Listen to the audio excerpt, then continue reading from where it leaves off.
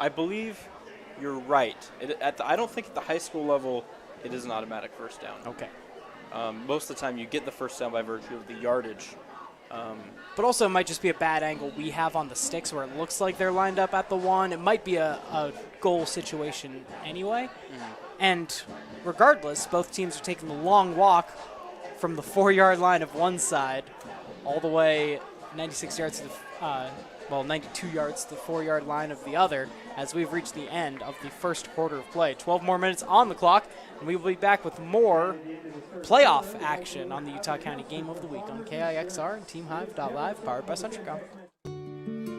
At Duke's Jewelers, we've been celebrating love, milestones, and memories since 1948. Each ring, bracelet, custom design, and expert repair carries a story, and we believe yours should shine as brightly as the person wearing it. From heartfelt proposals to heirlooms, our family has been honored to be a part of your moments. Let's create something unforgettable together at Duke's Jewelers on Main Street in Springville, because your story starts here. Live high school sports action on KIXR and TeamHive.live, powered by Centricom. Springville getting a late substitution off the field here as Reyes in the Box Elder offense on the 4-yard line. They fake a run. Reyes powering forward into the end zone. Touchdown, Box Elder. The Bees get on the board for the first time, and they did it on the ground. 8 run plays to 1 pass on that drive, and it's a 4-yard run by their quarterback that gets him into the end zone. And Box Elder comes out for their PATs in one of these funkier formations. It's a double swinging gate on either side, and they are going to go for the 2 out of it. Quickly snap it. Springville not ready, and just a run right up the middle for 2. But whistles. Box Elder wanted to snap it quickly to get into the end zone. Springville still didn't have any clue how to get out and defend this. That's an illegal shift on the offense. No, illegal motion. Yeah, illegal motion for the offense.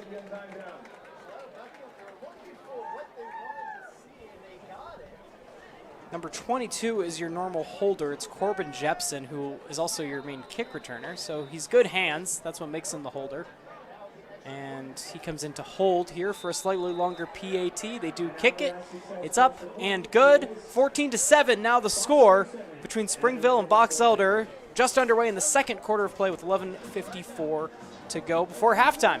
We'll take a break here in 5A tournament action on the Utah County Game of the Week. You're listening on KIXR and TeamHive.live, powered by Centricom. At CVMC Medical Clinics, our growing team of physicians and advanced providers are shaping what rural healthcare can be.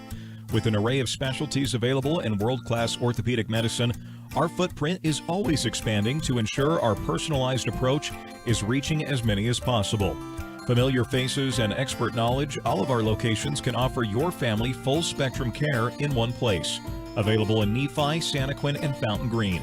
CVMC is the place where healthcare is made personal. Live high school sports action on KIXR and TeamHive.live, powered by Centricom. Reyes caps off a 9-play, 80-yard drive by Box Elder. On a drive that Jefferson, you said you had to get points out of. They do, and they cut the deficit 14-7 on the UCCU scoreboard. Springville now receiving their first kickoff of this game. Returned right at the goal line. They're going to give him the return. They fake a little end around, and then eventually he's upended before he reaches the 20. I believe that's Toki on the return, or they were faking it around to Toki. At least. I think that was Henderson initially. It'll be Henderson. Yeah, Henderson kept it the whole way, but he is stopped at the 14-yard line. And that's where Springville heads out on offense. So far, the Red Devils have thrown 2 passes this whole game. That's par for the course for a Red Devil team that likes to lean into the run, but they've always been the first play of the drive. And so, coming out of the I formation, Turn around, and it is a handoff to Harris. Testing the right side of the line. He's brought down after a gain of just 1. In fact, if it wasn't for all the scoring, this would be a very fast-moving game, as Box Elder only has 2 attempted passes on their side of the score sheet. Both teams establishing the run early in this ball game. 11:27 to go. Springville holds that 14-7 lead. Ball on the 15-yard line, 2nd down and 9 upcoming. Toki and Henderson are the 2 receivers split out wide, and then it's I formation behind quarterback Beckett Burton. Turn around, play action, looking to a deep shot to Henderson, broken up at the last minute. Would have gone across the 50. Springville fans thinking there was interference at the end, but it is poked away. Single coverage deep, and Springville will have a 3rd down and 9 facing it. Yeah, those are those tough calls as an official, because the defender there came at practically the same time the ball did. It maybe would have been a little bit early, but on such a close call there, hard to make a decision in the moment. That was Rhett Richards in coverage with a great defensive play. And now it's 3rd and long, something that Springville doesn't like to be in. 2 tight ends in the backfield. On the right side, Nafahu takes the snap, and they have him in the backfield. He tries running left, weak side, and he's pushed back. Forward progress even is going to be stopped at the 10-yard line.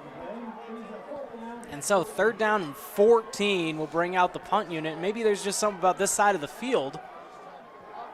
The north side is where Box Elder got stopped on consecutive drives. And then once we flip sides in the 2nd quarter, Box Elder able to get into the end zone, and Springville all of a sudden stopped for the first time. Punt unit out there. Box Elder is crowding that line. They push forward. It's a low snap, and it forces a high but not far kick. Taken off 1 bounce. Jepson has it. He'll return for about 5 yards to the 36-yard line. And Box Elder will start their first offensive drive in Springville territory of the game. Officially marked at the 37-yard line. And it was a 3-and-out for Springville. Offense that didn't look like could be stopped through their first 2 drives. Yeah, a very good job by the Box Elder defense there, not being, selling out for the run, but also not being afraid of the pass. Able to break that up, and then on a 3rd and long, Springville ran the ball and it went nowhere. So good job by the defensive front for the Bees. 2 receivers near side left. Reyes play action and run to the left. He's stopped after a short gain, maybe stopped right at the line of scrimmage is what they'll call it. 2nd down and 10 for Box Elder coming up. Box Elder's offense, it seems to be what a lot of people talk about how BYU, I say this as a BYU fan, we do live here in the Utah County area, but BYU oftentimes will run the ball and then a lot of their pass plays come off of play action. We've seen that from Box Elder so far. Not a lot of true dropbacks, but instead plays off of play action. We'll see how that trend continues. 2nd down and 10. Reyes throwing to the backfield, to the back out of the backfield. Great open field tackle there. It's actually Bridger Richards. He had 1 completion earlier, and that catch will lose a yard or 2. And so they proved me wrong by just going to a straight-up pass play there.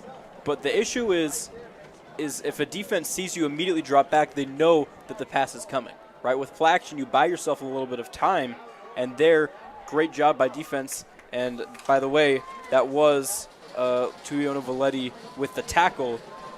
A lot of these guys on Springville play on both sides of the ball. Richards goes in motion. Flag comes out. Pass is complete. Another flag. And then Valetti forces a fumble at the end. And so, after a lot of hullabaloo, it looks like it's recovered by Box Elder. The refs aren't pointing any direction because we have a lot to sort out. 1 flag in the backfield. Richards was going in motion, but he was going parallel or back, so it shouldn't be an illegal motion, I don't think. But the flag came out in that territory right as the snap was snapped. And then another flag right as the receiver makes his break down the field. And then maybe or maybe not a fumble at the end. See the announcement here. Offsetting penalties is what it sounds like here.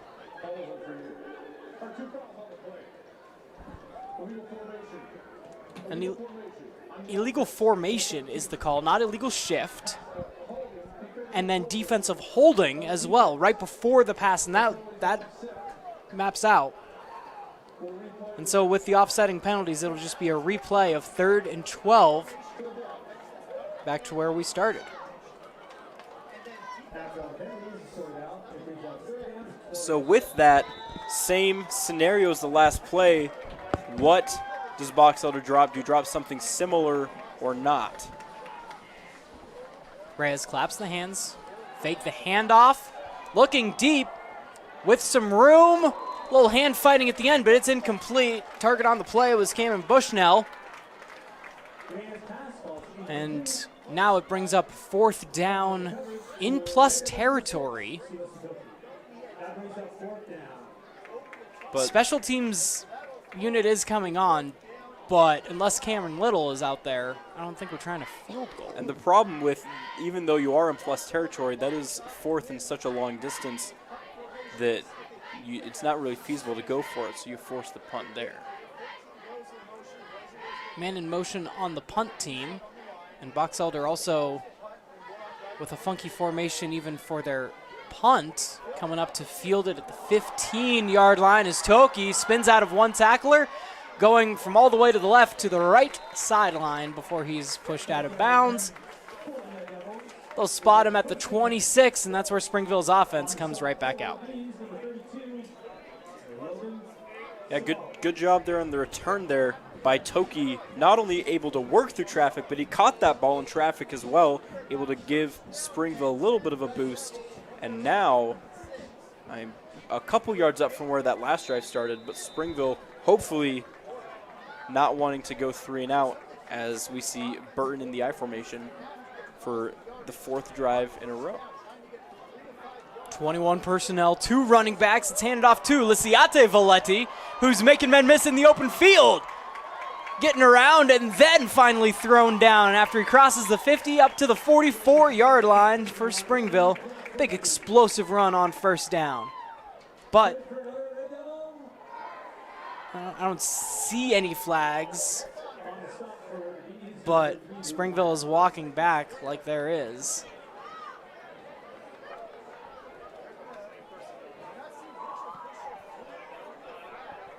We'll see. The officials slow to make the announcement as well. 8:44 here before halftime, and remember, stick around with us through halftime for the Duke's Jewelers halftime show. Duke's Jewelers, your story starts here. We will recap the scoring and the trends of the game during our halftime show. That's coming up in 8:44 of game time. There is no foul on the play, and so Springville takes the Lisiate Valetti run to the 44-yard line, and Forrest Shepherd's Carpet and Flooring, 1st down, Springville. Valetti, whether he's taking the direct snap or out of the eye as a runner, is able to be very effective once you get him into the open field. Play clock starts for Springville, and number 15, Beckett Burton, is out of empty. This is certainly a look you don't see out of Springville every day. Burton designed to run, and he's caught in the backfield. That'll be a loss of a couple. Ball back to the 46 for Springville. 2nd and 12 with 8:10 to go. Springville still has the touchdown lead, 14-7 on the UCCU scoreboard. And now we see a more conventional Springville personnel coming in as Valetti and Valetti come back into the ball game to join Burton in the backfield. Tuyono Valetti is the senior fullback. Lisiate Valetti will dot the I. Yeah, Burton has 5 carries for 10 yards coming into this game, but not a very productive job there. Turns around, hand to Lisiate Valetti, following his blockers and powering through. We do get a late flag after a gain of 7. A lot of push there at the end. Lisiate Valetti has that low center of gravity. It has a little bit of that Alvin Kamara contact balance to him, where even after he's hit, stays up and gets you a couple extra yards. This is going to be holding, though, on Springville, backing them up.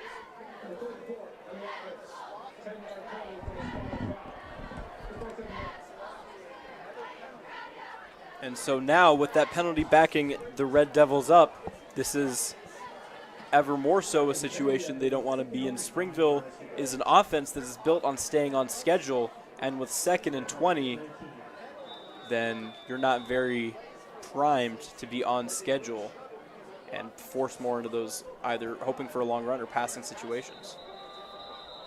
And before they can turn around and hand it off to Valetti again, we get flags.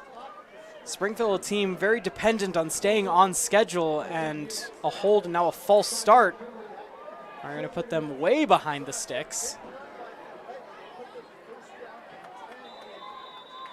Now, Valetti had that big 20-yard gain on the first play of the drive, so they can get explosion at times, but now they're going to need it, setting up a 2nd down and 25. Again, unconventional from Springville, seeing a quarterback who throws in the shotgun. Burton takes the snap, looking right. Down the field is Henderson. Turn around, catch. Complete to the 39-yard line. That sets up 3rd down and manageable. 3rd down and 5 upcoming. So a good 20-yard out route. Complete to Henderson. And getting you back on schedule to the 39-yard line. Got to get to 34 for a fresh set of downs. 6:31 on the clock. Ball on the near hash. Henderson now splits out wide to the field side left. And they have a trips bunch to the boundary side right. Burton out of shotgun with Harris in the backfield. Bobbled snap, throw to Henderson with a lot of field over on that left side. He gets the catch in one-on-one coverage and moves the sticks with the Shepherd's Carpet and Flooring. 1st down. Again, we've talked about this. When Springville is able to throw the ball, they can be very, very dangerous. We've seen it in this game on this drive, and Burton breathing some life into this offense when all seemed lost, backed up very, very long on 2nd down.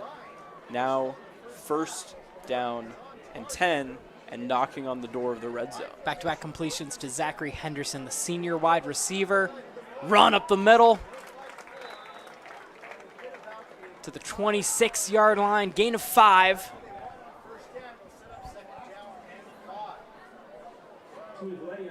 Burton getting a call from the sideline, and this is the Springville offense that we saw in those first 2 drives. Even able to overcome. That's probably one of the biggest things we've seen out of Springville offense. It gives you a little confidence going forward in the playoffs. Able to overcome being caught behind with those penalties. They're back on track. 2nd down and 5 upcoming. Burton takes it under center, and another penalty, though.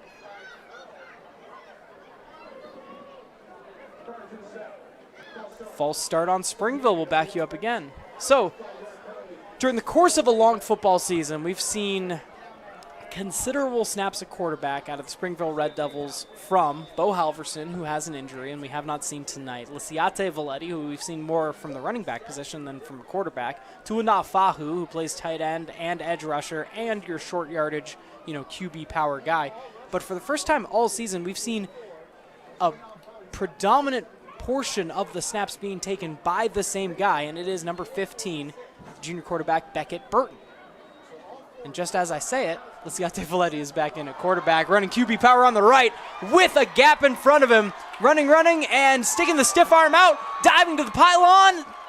They will say he goes out of bounds, just short at the 2-yard line, but a huge run for Valetti. Some of the downside, as I was getting to, of having those multiple different quarterbacks is you see some of those procedurals before the snap, because you're not used to a steady snap count from the same guy every single time. Now they bring in Valetti again, the guy that they started the season with and probably has the most snaps, just raw number of snaps from the quarterback position this year. And he's able to get you all the way down to the 2. And now Tuanafahu comes in to take the direct snap on the 2-yard line.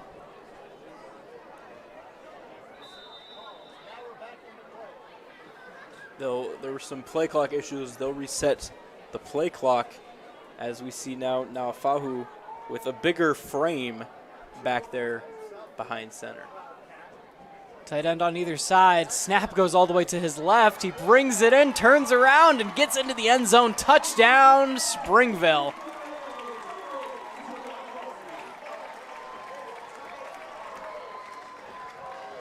Springville extends the lead back to 2 touchdowns with 4:22 to go in the second quarter. Harris comes out for the PAT. Yeah, that's Nafahu's second rushing touchdown of the game. He is very good for the Devils in those short yardage situations with his bigger framing. Comes in at 6'1", 235, and able to just power his way 2 yards ahead for the touchdown. Good snap, good hold, and the kick is up and good. 21-7 on the UCCU scoreboard. Springville leads at home in the quarterfinals of the 5A playoffs. We'll have more action right after this on KIXR and TeamHive.live, powered by Centricom.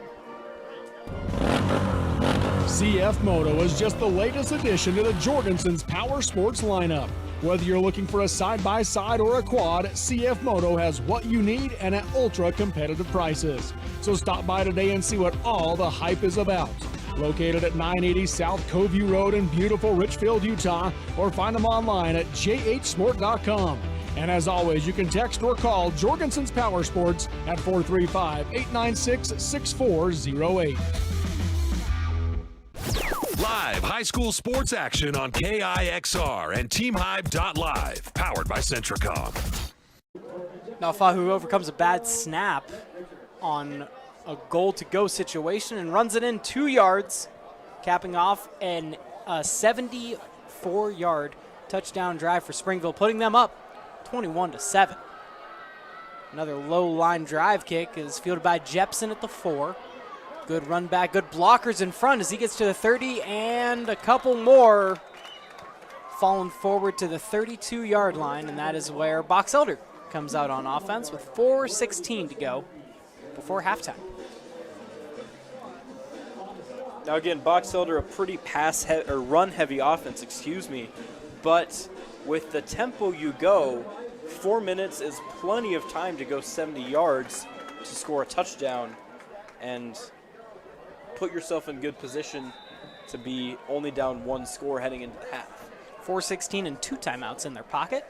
Split backs for Reyes, handoff, run to the left side, gain of 2, second down and 8 upcoming for the Bees. And no hurry here. Springville's defense already on the line ready, and Box Elder will huddle up.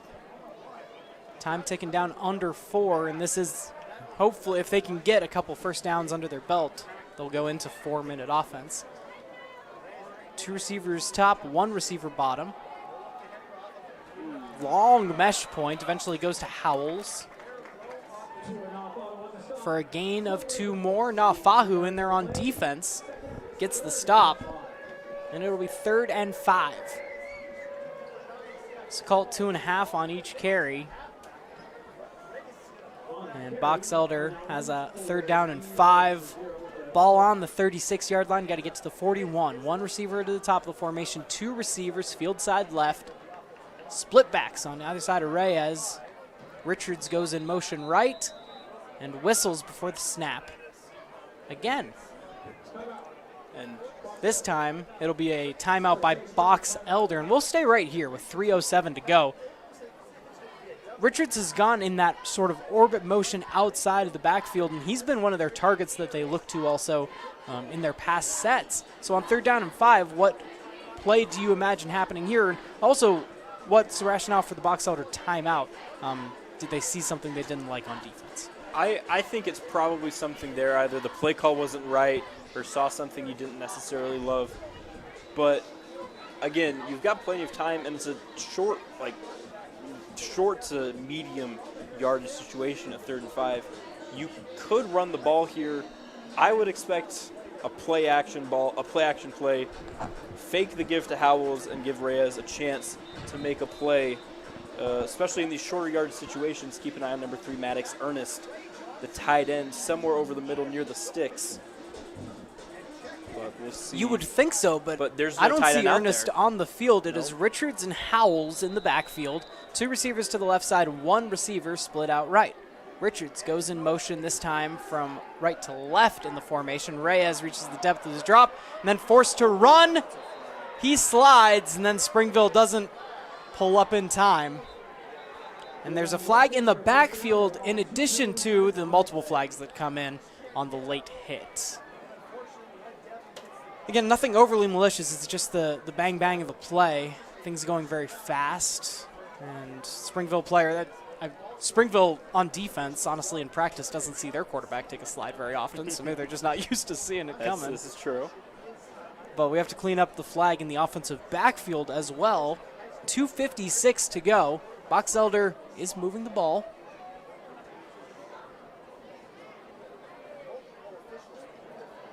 Personal fouls happened after the play, and so it's possible both penalties get assessed. We'll have the head judge clear it up here.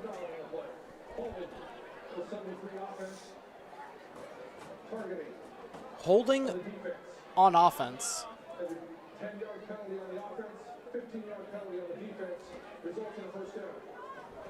And so the officials do all the jogging to get their steps in, but because the holding happens during the play, or during the play, and the targeting officially, it's targeting, not personal foul or not late hit, happens after the play, then both fouls are assessed, which is a net 5 yards for the offense, 10 yards back on holding, 15 yards forward for the targeting. And so it is a first down by way of penalty for the Box Elder Bees. Ball on the 41. They needed exactly 5, but I believe the targeting comes with an automatic first down anyway. And so Box Elder comes back out with 2:56 and a fresh set of downs. Although they're still talking about this, I wonder. Okay, so they did enforce it correctly. That is a very, very tricky situation for the officials, but they got it cleared up and basically right where we were with a 5-yard pickup and a first down for the Bees. Yeah, these aren't just any officials. These are the quarterfinals officials. Good crew out there. Howells gets the carry on first down. He's tripped up after a gain of 2 back to the middle of the field. And again, Box Elder not showing a lot of urgency here with 2:33. And they mostly have kept it on the ground. Another run play. Technically just the 3rd play of the drive, even though it has seemed like a longer one with that penalty enforcement to get through. Reyes in shotgun formation with 1 back to his right. Now Ernest back in at tight end left, 2 other wide receivers left, and 1 wide receiver right. Looking across the middle to Ernest.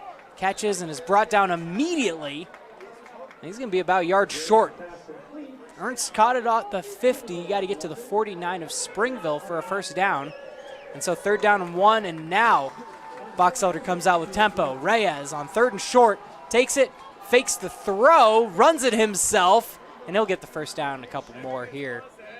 He's stood up at the 45-yard line, but that's plenty of yards for a Shepherd's Carpet and Flooring first down Box Elder. Now the clock starts to become your enemy as the Bees. 1:36 to go on the Springville 45. Maddox Ernest goes from left to right. Send the receiver in motion, slot right. Everyone gets lined up. Reyes sends another man in motion, and now Box Elder is going to be forced, I believe, to call their final timeout of the half with 1:17 to go. A lot of guys going in motion, a lot of figuring things out before the play goes off, and now you don't have the benefit of your timeouts as you battle the final 1:17 on the clock with 45 yards to go. We're going to take a brief break and be back with the conclusion of the first half of play here on the Utah County Game of the Week playoff edition on KIXR and TeamHive.live, powered by Centricom. Everyone knows that having a good credit history makes it easier to save money and get approved for the things in life you need, like credit cards, auto loans, home loans, and a lot more. But here's the problem. Building your credit history takes time. That's why UCCU created Credit Builder, an innovative loan program designed to help you build your credit history and raise your credit score. Visit uccu.com to start building or rebuilding your credit today. UCCU. Love where you bank. Live high school sports action on KIXR and TeamHype.live, powered by Centricom. Confusion with the play call warrants a timeout. Box Elder, their final of the half, and they get back out following the timeout. Throwing almost intercepted. Officials call it incomplete. Zachary Henderson just barely picks it up off the shoelaces as Reyes was rolling to his left, overthrew his receiver, and it's going to be incomplete. Jefferson, you were saying during our break there were about 9 seconds left in the play clock, and so you didn't need to call the timeout to avoid delay of game. The sideline must have just seen that none of the receivers seemed to know what the play was as the quarterback was trying to direct traffic. And so you burn your final timeout with 1:09 to go on the plus 45, 2nd and 10. Reyes comes out with the running back left, 2 receivers top, 2 receivers bottom. Handoff to Howells out of the backfield. He gets a gain of 5, but Box Elder is going to have to be right back on the ball as we are now under the clock has stopped momentarily.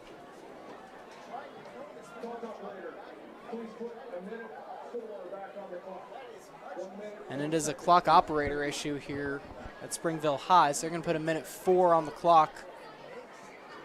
Not sure why the teams are huddling, though. It must have been a called timeout, but you and I agree that Box Elder would have been out of timeout, so unless Springville called this before 3rd down, and especially to warrant putting 1:04, the head judge comes out and says put 4 seconds back on the clock. I don't think Springville was trying to save any time there, but whatever the result. I mean, they might be. It is 3rd down. They might be trying to get the ball back. And so Springville on the video board is down to 1 timeout. So Springville uses a timeout. Box Elder now with a big 3rd down. Reyes with 3 receivers to the left, including Ernest, 1 receiver right. Motions Howells to his sidecar right. Clap the hands, fake the handoff. Reyes is going to keep and get enough for the 1st down. And now, under a minute to go, Box Elder gets right back on the line. Yeah, Reyes. And Springville gets some late substitutions. They're going to have to run quickly to get to the sideline. Reyes out of shotgun, 3 receivers to the boundary side right, 1 receiver field side left. Reaches his depth, gets out, throwing, dirts it. As he was rolling left, it's tough as a right-handed quarterback to flip the hips and get enough torque on it, but there is a flag that goes down in the defensive backfield around where Tazon Neal was the target.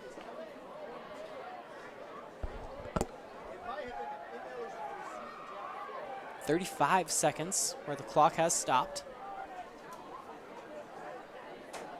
And both offenses have had a hard time getting out of their own way. Penalties have been holding things up. Box Elder has had a few pass attempts that haven't even gone towards the official stats because of penalties on one side or the other. So as now we'll get the announcement from the R, and there is no flag. No flag. It seemed like it might have been pass interference that they saw, but the officials get together and get it right. As we mentioned earlier, just in passing, but this is somewhat of an all-star crew that comes out as we go further and further into the playoffs.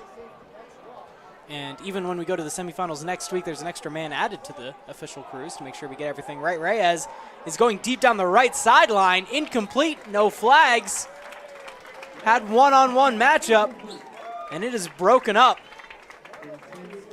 3rd down and 10 upcoming with 29 seconds on the clock before halftime.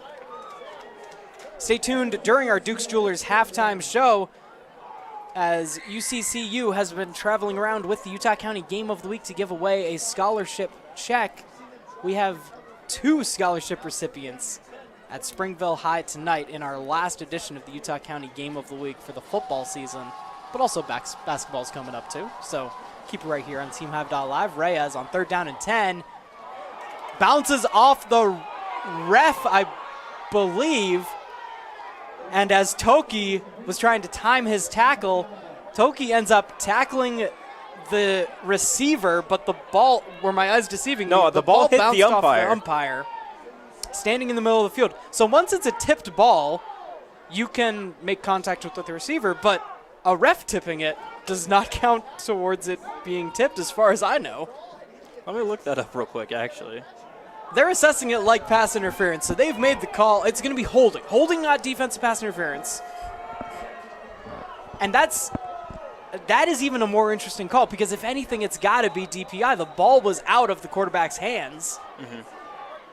Holding would be if it happens before the throw. So, whatever the result, we have trips right. Reyes looking across the middle, tipped, incomplete. A little hot, intended for Bushnell. 2nd down and 10, and the ball is on the 23-yard line. By the way, as Box Elder has just slowly marched forward and forward. This has been a messy drive that started with just over 4 minutes to go before halftime. Box Elder has used their time efficiently despite burning 2 timeouts during the course of this drive. They are in position with 20 seconds to go. Empty formation for Reyes. 3 receivers left, 2 right. Reyes looking, pressured in the backfield, slips away, throws it towards the sideline, incomplete. Springville's pass rush is getting home, but Reyes is finding a way to get out and continue to look downfield. Reyes has also found it with his legs, but there, with an eye towards the clock, is able to throw it. It's incomplete. Clock stops at 12 seconds. 3rd down and 10 upcoming. And again, they got to be mindful of the clock. You cannot have a completion inbounds or a run play inbounds here. Everything's got to either be a catch and out of bounds or to the end zone. Now, the clock stopping with a 1st down makes it possible, if this is a 1st down, to get up there and spike it. But they have to move quickly. Reyes, pass rush coming, throws it, uncorks to the end zone, diving and incomplete. Clock stopped with 6 seconds, so it took you 6 seconds to send it into the end zone. And now on 4th down, it looks like the kick unit is coming on for Box Elder. Box Elder trailing by 2 touchdowns, trying to cut into that deficit here. Kason Flitton, number 34, is on to kick. Or sorry, 45. We do not have a 45. Kick is low, up, and through the uprights, good. Number 45 for Box Elder. Puts it through and good. Still 3 seconds on the clock, so Box Elder is going to have to kick it off back to Springville before we head into halftime. Although there may be a clock issue. There did tell the clock operator earlier that if there's a scrimmage kick with 6 seconds or less to let the clock run out. We'll see if they hold to that or if they let it go with 3 seconds and make Box Elder kick this ball off. We don't have any field goal stats in for Box Elder. I think it is the back judge having a conversation with the head official. Or no, that was one of the line judges. So, yeah, Box Elder coming out to kick off with 3 seconds to go. UCCU scoreboard reads 21-10. And Box Elder, that drive started on their own 31. And they're able to drive it all the way to near the 20-yard line before kicking a 30-yard field goal.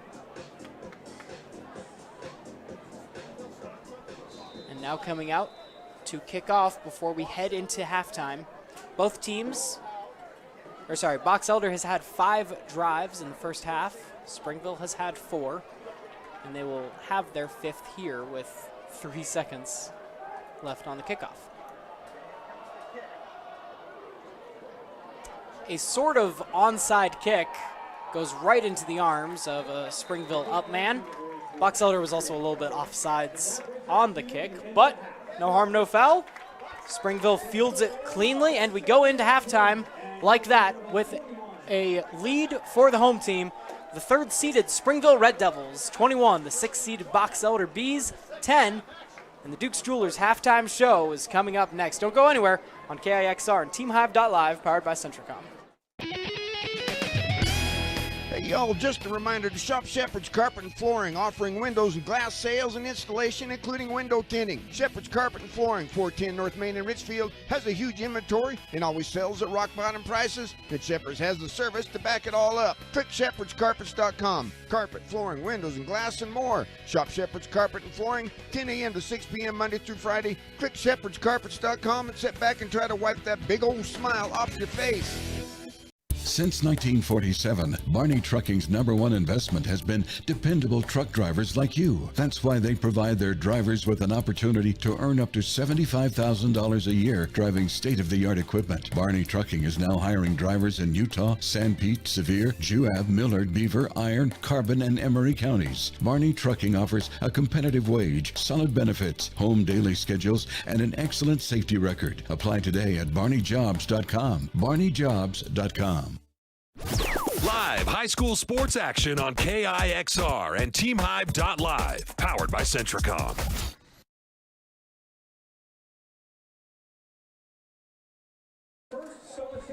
Welcome into halftime between Springville and Box Elder. Springville has the lead on the UCCU scoreboard, 21-10. And we thank UCCU and all of our sponsors that make the Utah County Game of the Week possible every week. UCCU, in fact, has partnered with the Utah High School Athletics Association to honor a high school student each week. The student chosen makes assisting others a priority. And tonight, the UCCU Assist Scholarship is being presented to 2 Springville High students. With Springville football in the quarterfinals, UCCU is awarding 2 scholarships to 2 special students tonight. The first scholarship winner is Adelaide Dodd. Adelaide is an exceptional student athlete at Springville High School who exemplifies dedication, leadership, and service. She has earned recognition as both an academic All-State recipient and Region Soccer MVP, achievements that reflect her commitment to excellence in both academics and athletics. Adelaide has maintained a 4.0 GPA, demonstrating diligence and intellectual curiosity in all areas of studies. Behind the classroom, she devotes significant time to serving her community, assisting neighbors with yard work, helping a widowed neighbor and her handicapped son set up Christmas lights each year, and supporting a young mother with her twins. Her teachers compliment Adelaide as she volunteers regularly at the Springville Food Bank and has held numerous leadership positions within her church. Her strong character, compassion, and unwavering work ethic make her a truly deserving candidate for the scholarship. Adelaide will leave a lasting legacy of hard work and competitiveness at Springville High, but she hopes to be remembered for her kindness and caring for others that she has shown toward her school and community. Now, the second award winner. Congratulations to Valentina Acosta. Valentina Acosta exemplifies leadership, service, and academic excellence. She is the president of Latinos in Action at Springville High School, and she has led countless initiatives to uplift her peers and celebrate culture. With an impressive 3.97 GPA, Valentina balances her academic success with hundreds of hours of community service. She has played a key role in decorating the school for Hispanic Heritage Month, organizing and promoting the Latinos in Action Haunted House fundraiser that helps fund activities and meals for the students, and she tutors elementary students with reading and also assisting teachers in the classroom. Her teachers will fondly remember Valentina proudly representing her school and community in local parades, promoting Hispanic heritage, and volunteering at both the Provo Latino Festival and the public library. Valentina plans to attend Utah Valley University, where she hopes to pursue a career in radiology. Her dedication to service, culture, and education makes her an asset to SHS and her community. So congratulations once again to both Adelaide and Valentina, and a big thanks to Utah Community Credit Union, UCCU. Love where you bank. We'll take another brief break before getting into the Duke's Jewelers halftime show. Keep it right here on KIXR and TeamHive.live, powered by Centricom. From first homes to working ranches, putting down roots means digging in. With sweat, steel, and a few busted knuckles to prove it. Whether you're shopping in-store or ordering online, we carry the brands you trust to get the job done. For feeding, fixing, fencing, or firing up the grill, every job, every season, we'll be here for you. My parents know nothing about gaming. I told them we needed Centricom Fiber because it's by far the fastest and most reliable internet speeds. Hey bud, dinner's ready. Time to turn off the game box. Alright, this round's almost over. These days, kids do a lot of their homework online. They talk to their teachers, they receive assignments, and they do research, all from our kitchen table. That's why I chose Centricom Fiber Internet. They have the fastest and most reliable connection, so my kids can stay on top of their schoolwork. At Duke's Jewelers, we've been celebrating love, milestones, and memories since 1948. Each ring, bracelet, custom design, and expert repair carries a story, and we believe yours should shine as brightly as the person wearing it. From heartfelt proposals to heirlooms, our family has been honored to be a part of your moments. Let's create something unforgettable together at Duke's Jewelers on Main Street in Springville, because your story starts here. Live high school sports action on KIXR and TeamHive.live, powered by Centricom. The score is 21-10 at halftime. Springville has the lead at home over the Box Elder Bees, and this is the Duke's Jewelers halftime show. Duke's Jewelers, your story starts here. Jefferson, let's go through the scoring summary of how Springville got out to that early 21-10 lead over Box Elder at home. Yeah, it started off with the Springville defense getting a very quick 3-and-out from the Bees offense, and Springville immediately went down and scored. That first drive capped off by 12-yard Liciade Valetti rushing touchdown, and then after another forced punt from Box Elder, another drive that was capped off by a 1-yard Tuanao Fahu rushing touchdown. From then, Box Elder finally able to get a drive going, and a lot of it going on the ground between both Judd Howells and Caden Reyes, himself as quarterback getting involved there. That drive ended up in a rushing touchdown from Reyes, and then Springville went down with a long sustained drive of their own with another rushing touchdown from Tuanao Fahu. And then Box Elder there at the end of the half got the ball with about 4.5 minutes to go and drained nearly the entirety of the clock, with the exception of the last 3 minutes. But due to penalties pushing them back, were only able to salvage a field goal. And that is how we've got to this score of 21-10. And, at first, after those first two drives from either team, we thought that Springville might run away with this game. But Box Elder able to stay in it, keep things competitive, and now only down 2 scores. A stop from the Box Elder defense right off the bat here would be huge. Springville did get out to that early lead that's important for them. They've only been stopped on one drive, and with both of these teams favoring the run as much as they have, it's been a quick-moving first half of play. Springville only had three touchdowns, but they only had 4 drives total, a punt and a 3-and-out on that one drive, and then they received a kickoff. Doesn't really count as a drive, if you ask me. Box Elder, meanwhile, had a 3-and-out to start things and then a couple more punts, but getting the touchdown in that 4-minute drive, that's going to be where we turn our focus here as we start our halftime analysis. Being able to weather the storm of penalties that had them being pushed backwards and forwards, and just taking all of that 4-minute clock remaining in the second half and getting points at the end of it. You don't see, and we mentioned at the time, we don't see any stats on Max Preps for their kicking, and you just don't see coaches relying on their kickers so much at the high school level. So for them to be able to come out and get 3 points at the end of that long, time-consuming drive could be very important, although they do still have this 21-10 deficit they are working with. Springville deferred the opening kickoff, so they are going to get the ball to start the second half. Yeah, so that's why a stop is so huge for the Bees coming out of halftime, because if you go down 3 scores here, you're going to have a hard time getting back in this game with how prolific Springville can be running the ball. That being said, Box Elder's offense, since those first 2 3-and-outs, has started to come alive a little bit, and a lot of that has to come from the run game. They had 97 yards rushing to only 27 yards passing on the drive, and a lot of that, again, that entire 4-minute drive was through running the ball. There was not a completed pass.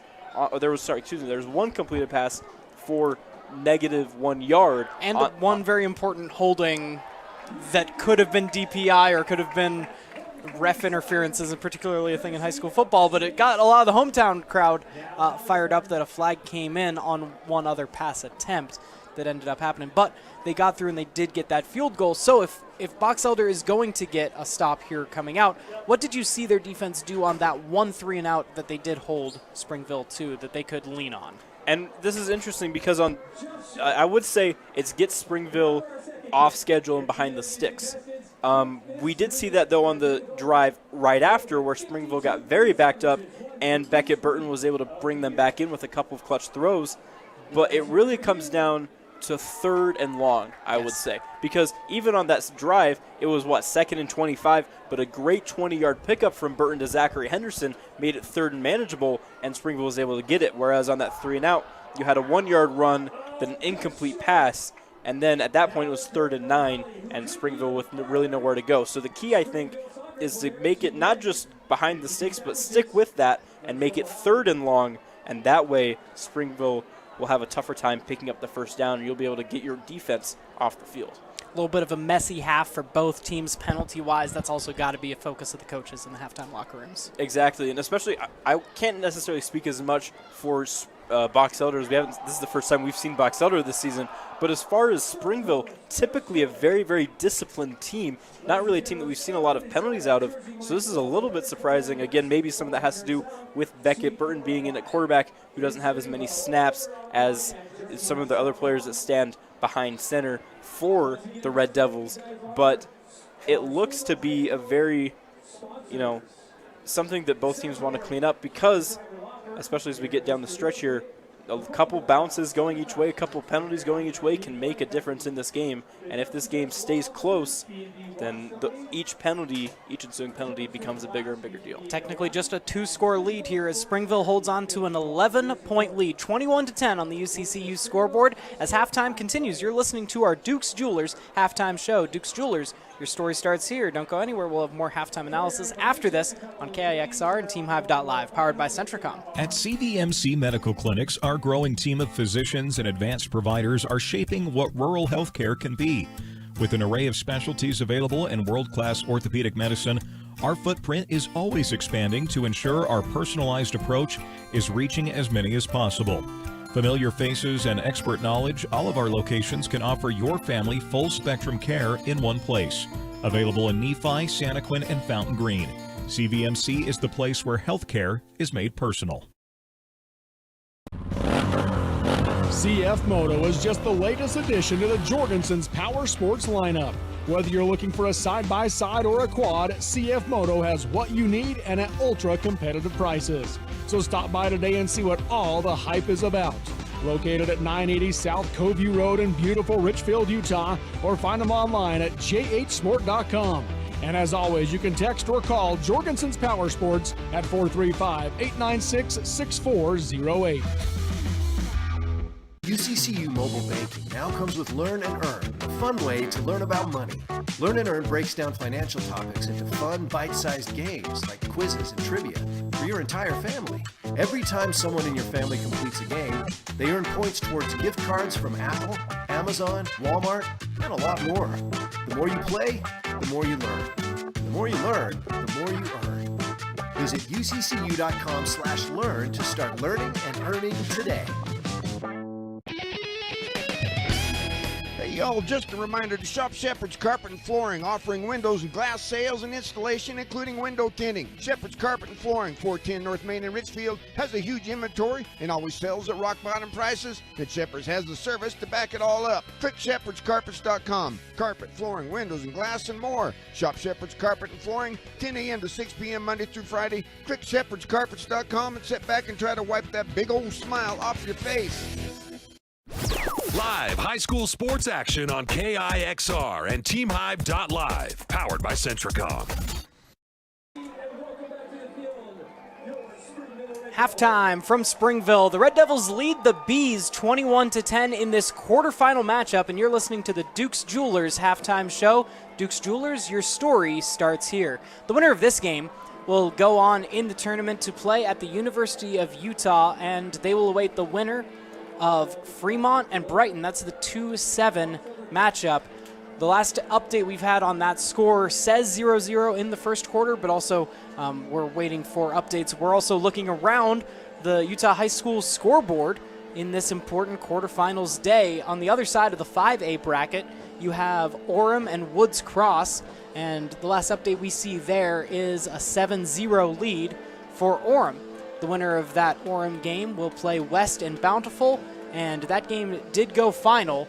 West got the win 14-3. So we know West is moving on, and fans of Region 7 Utah County football rooting for Orem as they play at home tonight as well. Are the Springville team that we are looking at, also a home team that our Utah County audience is looking forward to. In the 4A matchups, you have Provo down at Hurricane High. That score is 7-6, favoring the Provo Bulldogs.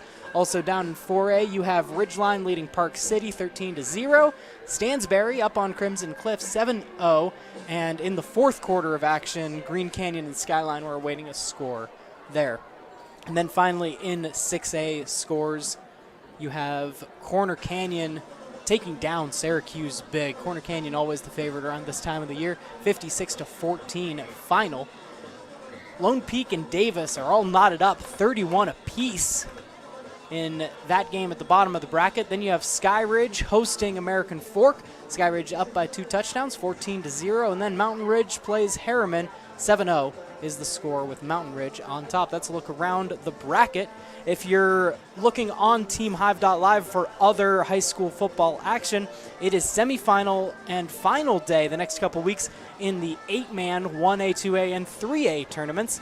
Today and tomorrow, we've got semifinal games on TeamHive.live, and that'll be broadcast from Southern Utah University. They're already at their neutral site games. And then next weekend, it will be the finals on Saturday in 8-man 1A, 2A, and 3A. That taking place from Harriman, the Zions Bank Stadium in Harriman, Utah, where the Utah Islanders junior college club team plays. Interesting, and also plenty of soccer being played over at that stadium. That a little bit of the roundup of what's going on in Utah high school football, and we're getting ready for second half kickoff where Springville will receive Jefferson. What do you think as the teams are out of the locker room were the final words of message from the coaches in this winner-go-home playoff game?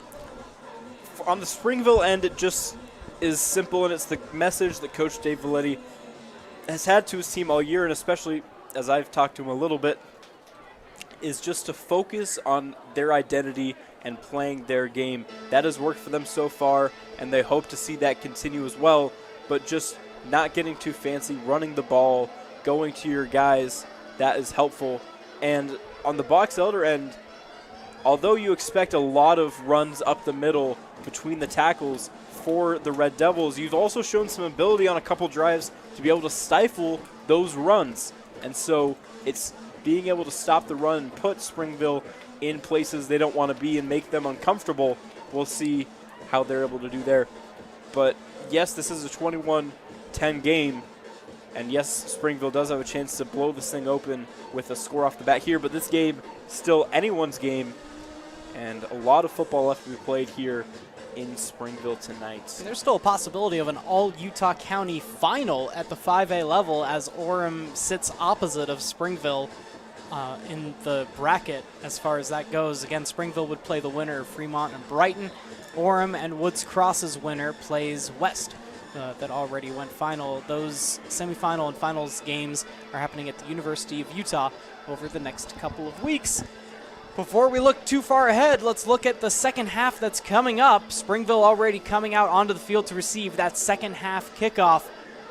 Springville hoping to get that long sustained drive. As you say, we can look at the converse of it. A key for Box Elder is to get an immediate stop here. But Springville, the games that you and I have done and broadcast with them over the course of this 2025 season, they succeed when they shorten the game and they keep things on the ground. So far for Springville, I have 5 recorded attempted passes for them as a team, which honestly is a little bit above their average for this season. But it's good to see a more rounded team come together as the playoffs go forward. I would imagine them leaning on the run heavily in this first drive of the second half, and that is going to wrap up the Duke's Jewelers halftime show. Duke's Jewelers, your story starts here. The second half starts right now as Springville awaits the kickoff. Box Elder's kicker just nailed a 30-yarder, and this kick will go into the end zone for an automatic touchback. Springville will come out on offense from their own 20 to start the second half of play.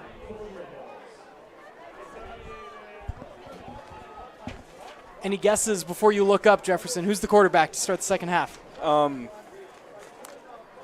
Is it a quarterback or is it someone that'll be running the ball predominantly? Well, it could be a couple. Things away. Oh, is it Beckett Burton again? It looks like Beckett Burton is coming out in the I formation with Valetti and Harris behind him. One tight end and two receivers round out the personnel.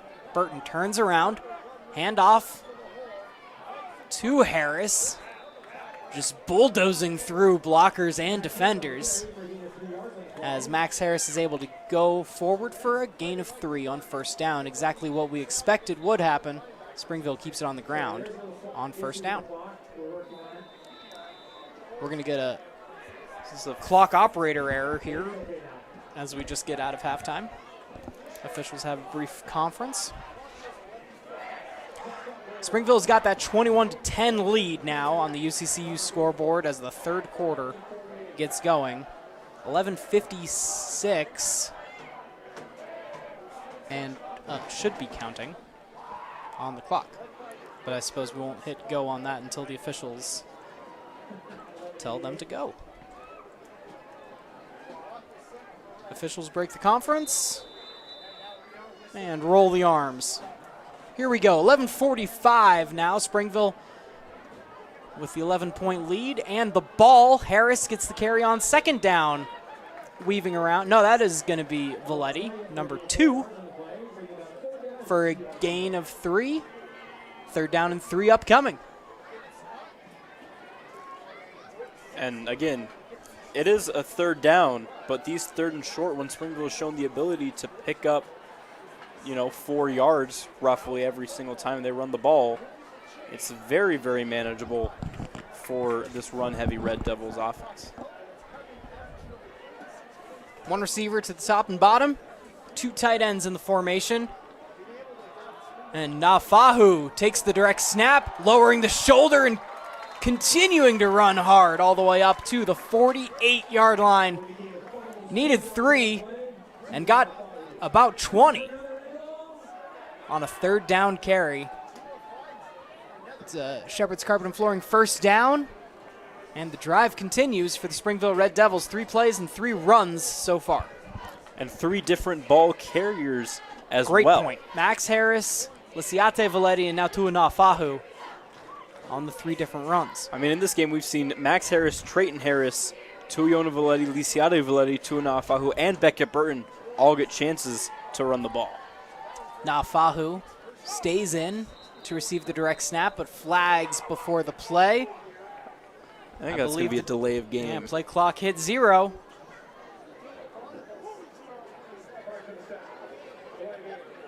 Delay of game on the offense, so no timeout called there.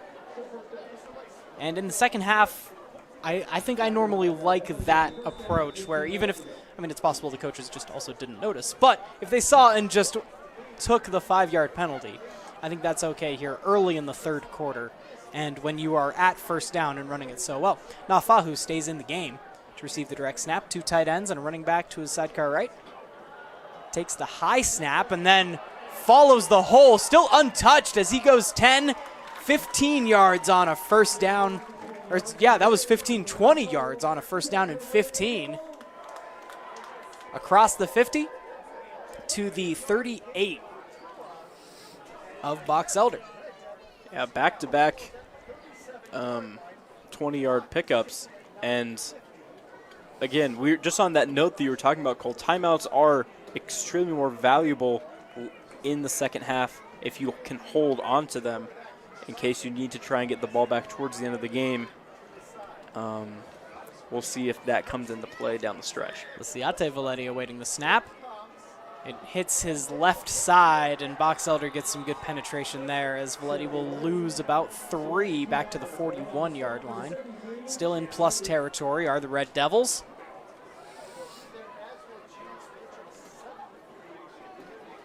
Now they bring in a heavier personnel, a couple tight ends, and Tuyono Valetti, the fullback, coming back into the game. Alongside Tuana Fahu, awaiting the snap. One tight end on either side, Tuyono Valetti to his right, and then one receiver on either side.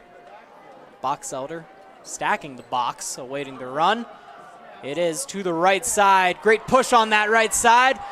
Nafahu makes one man miss and is at the 10, 5, and running into the end zone. Touchdown, Springville.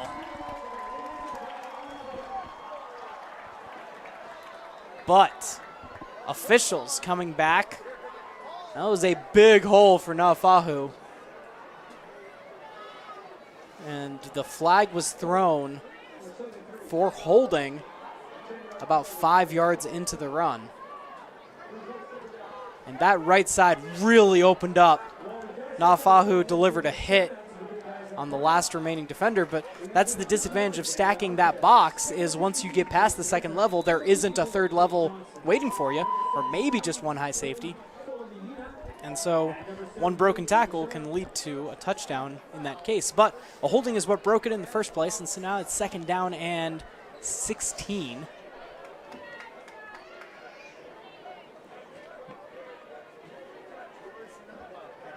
Box Elder walking up their linebackers. Now Fahu waiting the snap, working the left side this time, and he's caught in the backfield. Through sheer force of will, he'll gain a yard. But it's a good stop from Box Elder there, and it's 3rd down and long. And so whether it's by penalty or by stopping them, Jefferson, your call for Box Elder to get them into a 3rd and longer has finally come true. Yeah, now it's up to the Bees defense to take advantage of this and get this stop and get their defense off the field. We see Beckett Burton for the first time this half. Burton under center in an I formation, one tight end right, and then a receiver on either side. Burton, straight drop, looking left the whole way, and it's high. Intended for Zachary Henderson, incomplete. And the punt unit comes on for Springville. 4th down and long. Ball on the 43.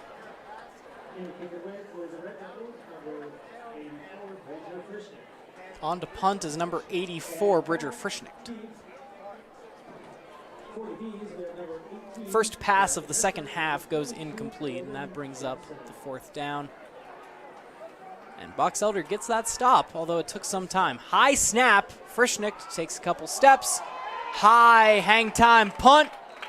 Fielded at the 15, and that's where Box Elder will take over on offense for their first drive of the second half. Defense did their job, getting a stop. 7:44 to go in the 3rd quarter of play. Although there is a penalty marker in the backfield. Now, here's the distinction. Whether this is roughing the punter or running into the punter. Because roughing would just mean 5 yards up and you kick, or running into would just be 5 yards up where you kick it. Roughing is an automatic first down. It was such a good kick. I'm not even sure if they would re-kick. Maybe 5 yards makes you consider even going for it on 4th and 9 or 10. Although the Springville coaches are putting their hands up. Springville, again, very used to playing quick, well-tempoed football, and it has been a lot of penalties bogging this game down so far. And just a lot of conversation, a lot of time to work through the penalties to add on to that. Communication has gone to the sidelines, and now the ref will turn on his mic. Looks like it's going to be just running into the kicker on the defense. It's a 5-yard penalty. They're going to accept it, so we're replaying the down. And the punt unit comes back on. So Frischnicht had a great high punt. They got down all the way to the 15-yard line. We'll try to pin him even better on this one. Yeah, Frischnicht a good punter as he averages about 40 yards per punt. Now, granted, 40 yards here would put him out of the back of the end zone. You don't want a 40-yard punt, but A 37-yard punt would be really nice. Oh, and they just that makes sense. Decided to go ahead and decline the penalty and pin them back where they were at the 15. So they take the result of the punt, and Box Elder's offense comes out from their own 15-yard line. On offense for the first time in the second half with 7:44. So didn't get a lot of yards on it, did Springville, but they took time off the clock, which is your friend when you're a Springville offense that likes to play this hard defense and also a ball control offense. An 11-point lead can seem very good. And again, you did get the stop. Actually, this is important. So they'll take. Did not realize this was an option, but they're taking the yardage on the result of the punt. So take it from the 15 back to the 10 for the start of this Box Elder drive. Now, again, you did get the stop, but it was a long, sustained drive, and now you...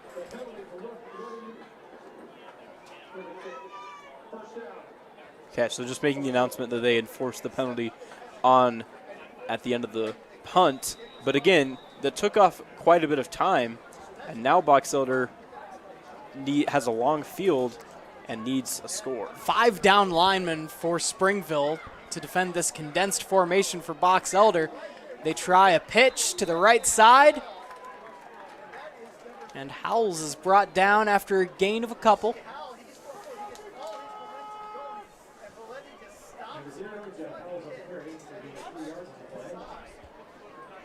$7:24 to go in the third quarter. Springville up 21-10 on the UCCU scoreboard. It's 2nd down and 7 for Box Elder, pinned deep in their own territory.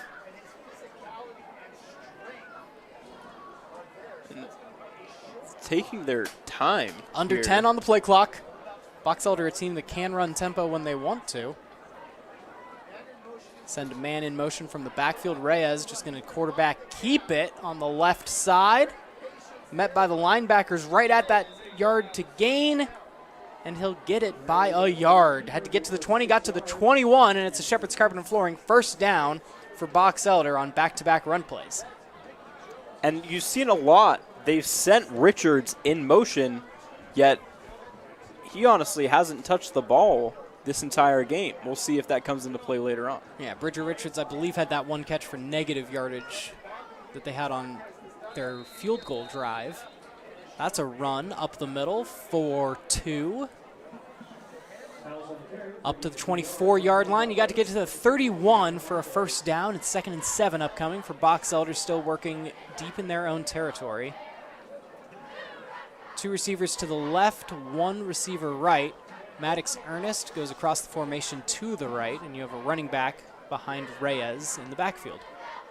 A lot of jumping on that line, and a flag does get called. It's going to be false start on the offense. You saw Nafahu almost come out of his stance. He was ready to go, but he was drawn by a false start. So 2nd down and 7 becomes 2nd down and 12 for Box Elder. 6:03 on the clock and counting.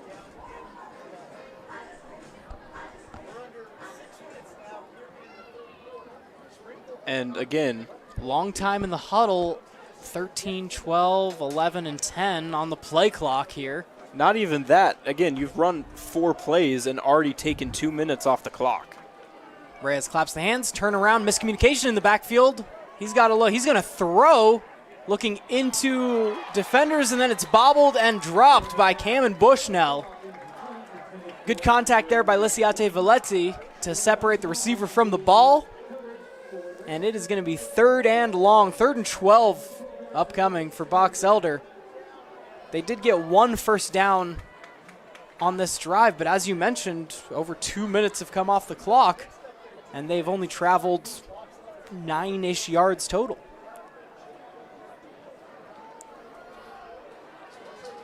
Two receivers to the top, 1 receiver to the field side bottom. Reyes in shotgun with Howells to his right. Maddox Ernest to the right side of the formation. Immediate rollout by Reyes, and it's a handoff to Howells going the other way.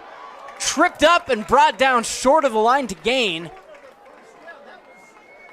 They're going to spot him at the 26-yard line. It's going to be 4th and 5, and the punt unit comes on for Box Elder. A time-consuming and unsuccessful drive for the Bees offense here in the third quarter. That was a weird play design. It almost looked like it was a fake pooch punt on third. Did you see that as well? Yeah, I like all the motion going around, and it had a little bit of the Statue of Liberty too, because Reyes kind of dropped the ball placement whenever he hands off to Howells, and then does a little flourish on the other side. Under 10 seconds again here for the punt, and there's a man in motion on the punt formation. 2-1. They get the snap off. Punt away. That hit a Springville player. It might have. And Box Elder pointing their direction, and they do. Springville, one of their blockers, was pushed back into it, bounces off of him, and then no one on Springville back. Taki was the one receiving the punt. He was planning on just letting it bounce.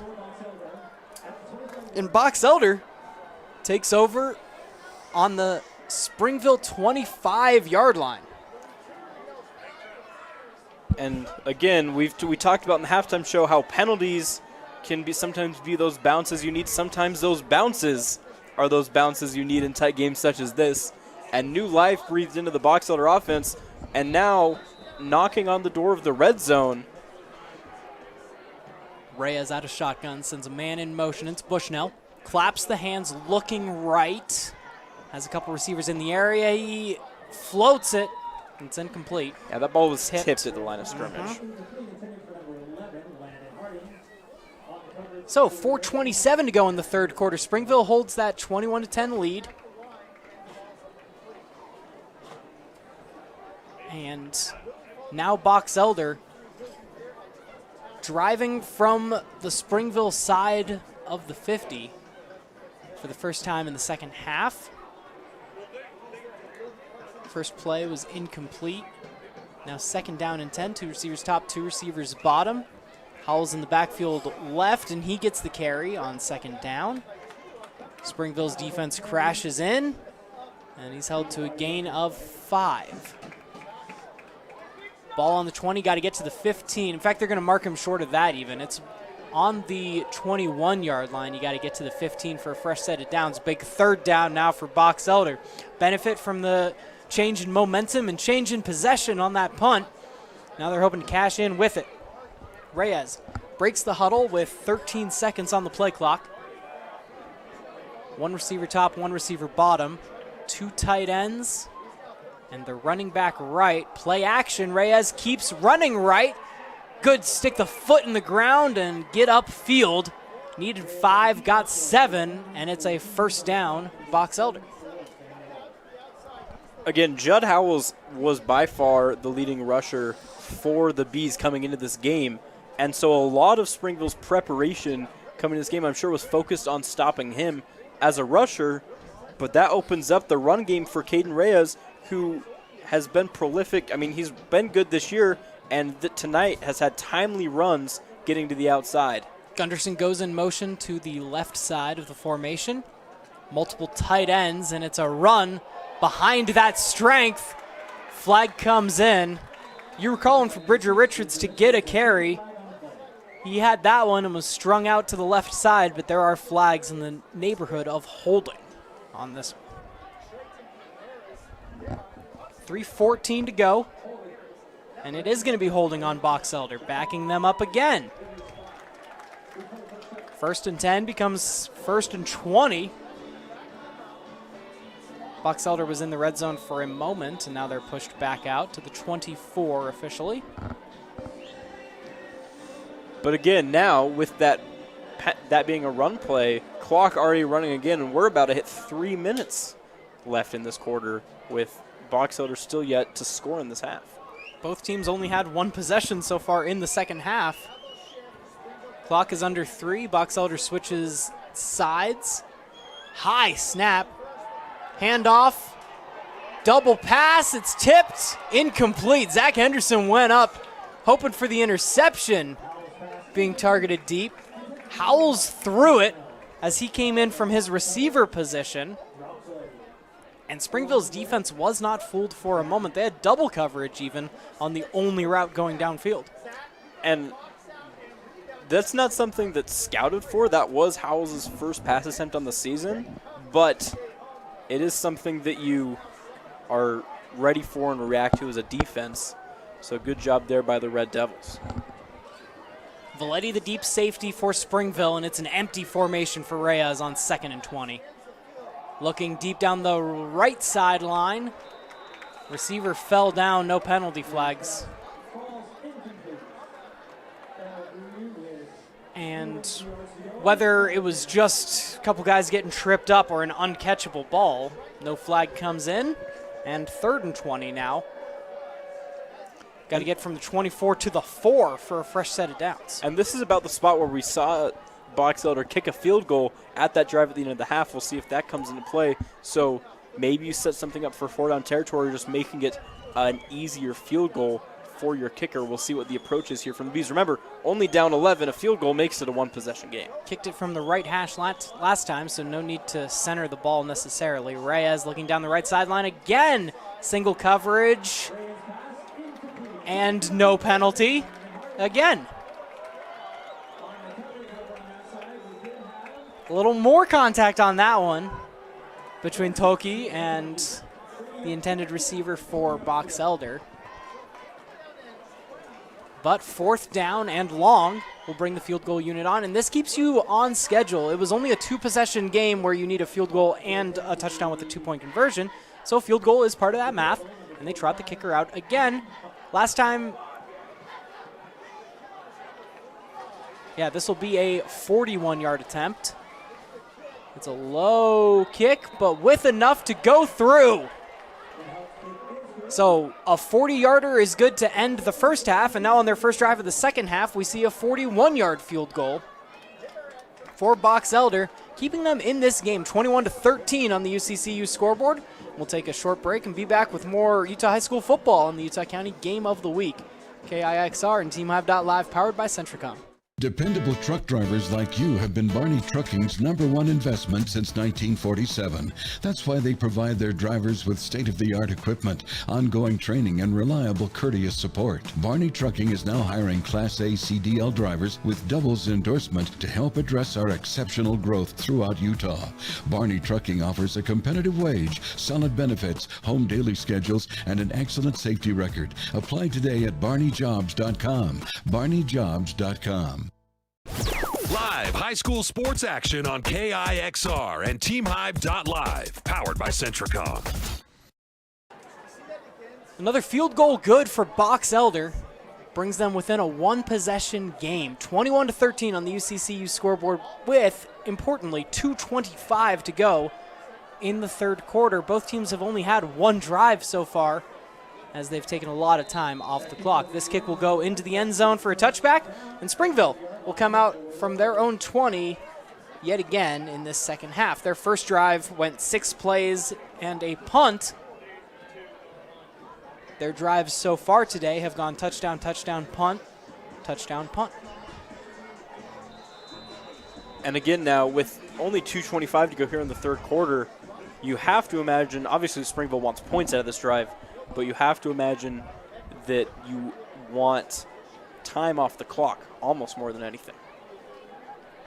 Number 15, Beckett Burton, out of the I formation. It's a run, and just losing his footing after a gain of 15. It is Tuiono Valetti, the up back in the formation. And I don't know if even on Madden I've ever had a fullback dive go 15 before. Just about everyone on Springville can run behind this offensive line. 2:07 on the clock and counting. Springville with the 21-13 lead.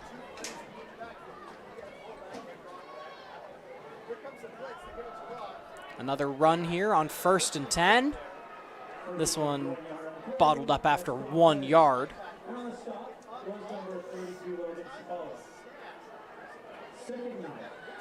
Second down and 9 now for the Springville offense. In no rush. Tuinafahu is in the huddle. He'll break and line up at tight end. It does look like it is number 15, Burton, under center in the eye. Toss to Lisiate Valetti, running behind Tuiono, breaking a tackle and falling forward for a good gain on 2nd down, get you back on track. Ball on the 42-yard line. You got to get to the 46 for a first down.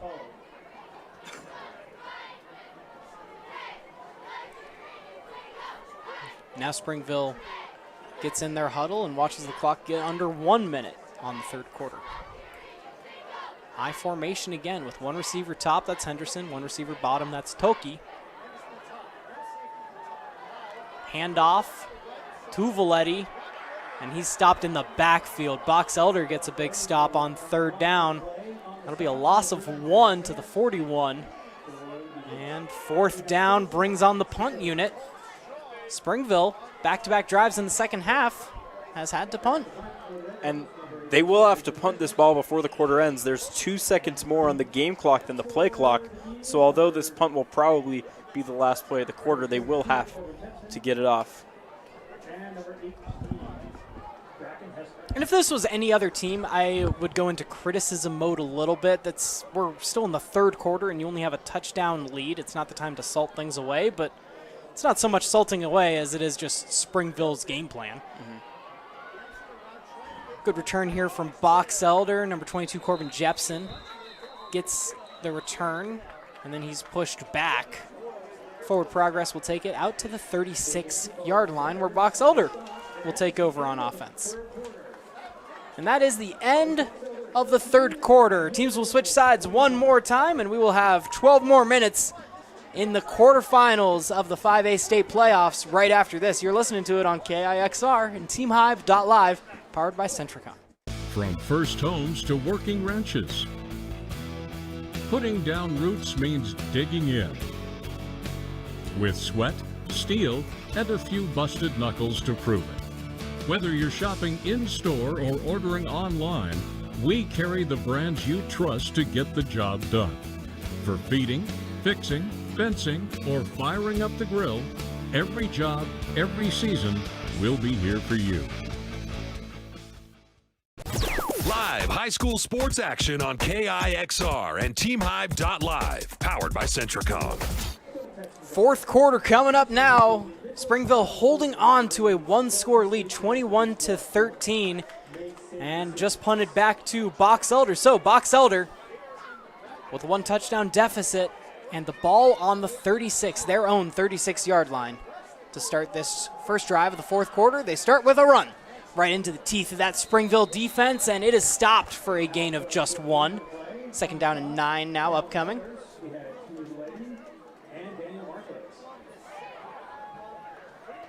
Last time out, we saw Box Elder end the drive with a field goal.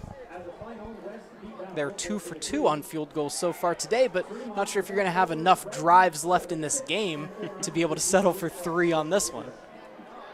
Both teams taking a ball control approach. 5 defensive linemen for Springville trying to stop this Box Elder rushing attack. Getting through a gap and falling forward for a gain of 6 there on second down. 3rd and 3 now for Box Elder. Ball on the 42, you got to get to the, or ball on the 43, you got to get to the 46. That gives you 3 yards. Out of shotgun, Reyes claps the hands once. As you called out earlier, we saw Springville's cornerbacks give plenty of buffer on that first clap. Second clap of the hard count, Howells gets it. And he squirts forward. His knee goes down real close to that line to gain, and they're going to give it to him. Based on where the line judge was walking forward, it didn't seem like he got quite to the 46, but the ball is spotted with the nose just across that dashed line, and it's a Shepherd's Carpet and Flooring first down for Box Elder, 3 straight runs. I think that spot just came from the umpire. Springville has a player down. Yeah.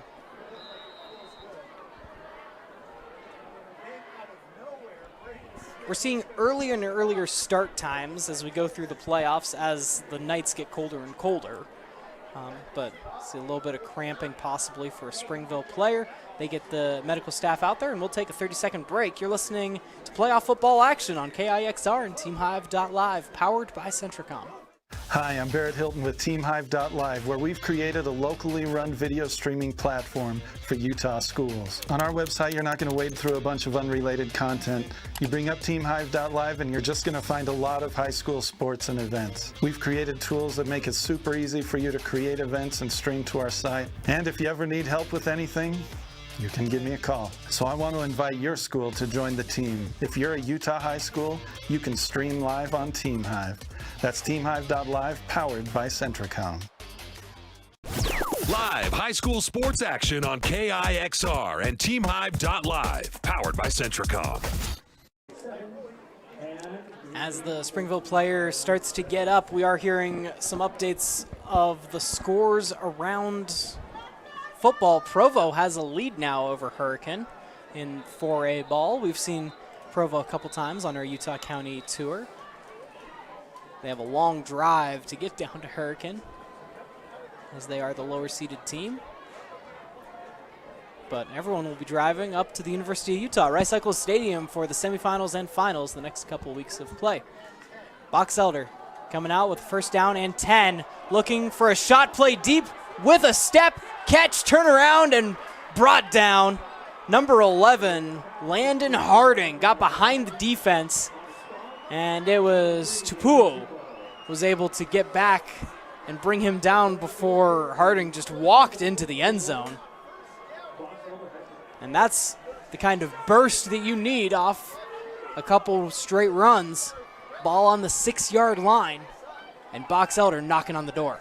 Yeah, pick up a 40 there, and Harding doing a great job getting behind the defense and tracking that ball through the lights to make that catch. First down and goal. Reyes takes the shotgun snap, turns around, hand to Howells. Trying to look for a hole in defense, gain of a couple to the 3, maybe the 2.5-yard line. And Springville will get a couple defensive substitutions out there. When they're deep in the red zone here, that's when to substitute. You got a long run for some of these big guys. Box Elder breaks the huddle at 15 seconds left, 9:10 to go in the fourth quarter. Box Elder is running this play with 10 guys, by the way. And they might be calling a timeout so they don't have to, and that is the call. Great eyes by Jefferson. And we will take this 30-second break along with the Box Elder offense to get all our ducks in a row. We'll be right back for more playoff action on KIXR and TeamHive.live, powered by Centricom. At Duke's Jewelers, we've been celebrating love, milestones, and memories since 1948. Each ring, bracelet, custom design, and expert repair carries a story, and we believe yours should shine as brightly as the person wearing it. From heartfelt proposals to heirlooms, our family has been honored to be a part of your moments. Let's create something unforgettable together at Duke's Jewelers on Main Street in Springville, because your story starts here. Live high school sports action on KIXR and TeamHive.live, powered by Centricom. Ball on the 3-yard line for Box Elder. Second down and goal, and 11 guys on the field to try it. Springville crowding the line of scrimmage here. Very condensed formation for the Box Elder offense. No receivers wide. Turnaround handoff to Howells, following his blockers into the end zone. Touchdown, Box Elder Bees. With just under 9 to go. And with that 8-point deficit, I imagine we will see the offense stay out here for the 2-point try. A lot of conversation there over on the Box Elder sideline. They have not started the play clock yet for this decision. Very important play now. With 9 minutes to go, it's 21-19 officially. And Box Elder comes out to go for 2. One receiver to the top, 2 receivers bottom. Tight end, Ernest on the right side. Clap of the hands by Reyes. Immediate rollout. Pressure, throwing back across his body. Maddox Ernest, second team All-Pro last year tight end, gets a huge catch in the end zone for a 2-point conversion to tie this game up at 21 with 9 to go in the fourth quarter of play. We will take a brief break and be back with the exciting conclusion of the Utah County Game of the Week on KIXR and TeamHive.live, powered by Centricom. At CVMC Medical Clinics, our growing team of physicians and advanced providers are shaping what rural healthcare can be. With an array of specialties available in world-class orthopedic medicine, our footprint is always expanding to ensure our personalized approach is reaching as many as possible. Familiar faces and expert knowledge, all of our locations can offer your family full-spectrum care in one place. Available in Nephi, Santaquin, and Fountain Green. CVMC is the place where healthcare is made personal. Live high school sports action on KIXR and TeamHive.live, powered by Centricom. 64-yard drive is capped off by a 3-yard run by Howells, and then, very importantly, a 2-point conversion successful from Reyes to Ernest to tie this game at 21 apiece in the fourth quarter. Kickoff will be fielded at the 6-yard line. Springville running it back through blockers and up to the 20, 30, and forward to the 34-yard line. A great return by Henderson. And Springville has good field position to get back out on offense. So far, 2 drives in the second half have both ended in punts. Springville has not found their offensive momentum that they had in the first half of play. Yeah, Henderson, by the way, very dangerous on those returns. We saw in that game against Orem, he took the opening kickoff back for a touchdown. But really quick before this drive starts, just to point out that last 2-point conversion from Box Elder, Reyes rolled out to his right. You see a lot of those 2-point conversions are rollouts short in the field, but then throwing back across to wide open Ernest. Great play design, and we've got a tied ball game, folks.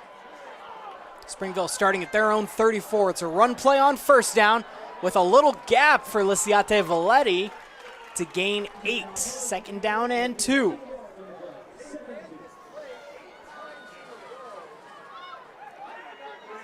And now it becomes less about are you going to burn on the clock and more about can you put points on the board for Springville. And now you have plenty of time to do so and to run your base offense, but you need to make sure that you stay on schedule, pick up these first downs, and keep this drive going down and get down in the end zone. Out of shotgun, 2 tight ends in the backfield. Tuanafahu follows, gets the first down and more. They finally bring him down across the 50 to the 47-yard line of Box Elder. 8:05 on the clock. 2 straight runs here to open up the drive. So far, just 1 pass attempt in the half. They had 4 running plays on their last drive before being forced to punt. But that's Springville football so far this year. 7:48 on the clock and counting. Tied at 21 on the UCCU scoreboard. Nafahu still set to receive the shotgun snap, running back right, and 2 tight ends in the backfield. Nafahu running behind that power, gets forward and dragging a defender forward with him to the 40-yard line is Nafahu. 2nd down and 3. There is a Box Elder player down, and they'll give him a second. Training staff coming out, and now getting up off his knees. That was number 11, Landon Harding, that was slow to get up. He's responsible for the largest chunk play on either side so far of this game. That big catch that brought Box Elder down to the 6-yard line and set up a score to tie this game up. Now, they'll have to go the next couple plays without him on defense as Springville continues to pound the ball forward. Nafahu in shotgun. Power formation. Running up the middle. Leaning right. Enough for the first down and more. Give him the 36. And a Shepherd's Carpet and Flooring first down for the 4th straight run of this drive.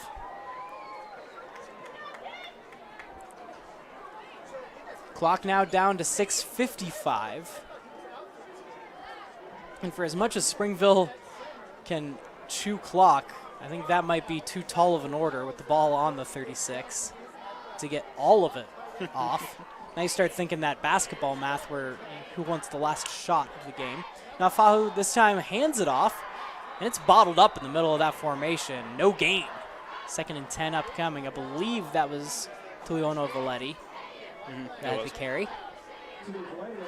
Now Trayton Harris comes into the ball game.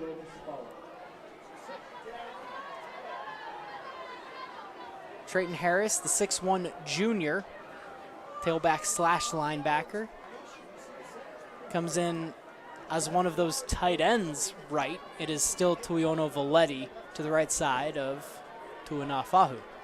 Straight run by Nafahu, finds the right side, up the sideline. He's hit, and then still falls forward for a good gain. Got up to the 29-yard line. Got to get to the 26. It is 3rd and 3.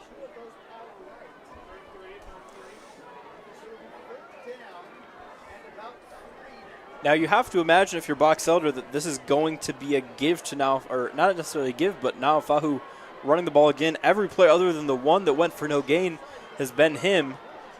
We'll see if that's what Springville dials up here. 3rd down and 3. Box Elder coach is screaming from the sideline, and a flag comes out. And this will make the run a little bit harder, as it is a false start on Springville. 3rd and 3, which they've proven they can do, becomes 3rd and 8, which is a little bit more questionable. 6 straight runs on this drive have gotten you into Box Elder territory with the ball on the 34. Got to get up to the 26, though. And they come out, same formation. 1 tight end on the line, 2 tight ends in the backfield, 1 running back to the right side of the backfield as well. Nafahu, reverse it. And Trayton Harris has room, coming from one of those tight end positions to the 15-10, makes a man miss, lowers a shoulder at the 2-yard line and into the end zone. Touchdown, Red Devils.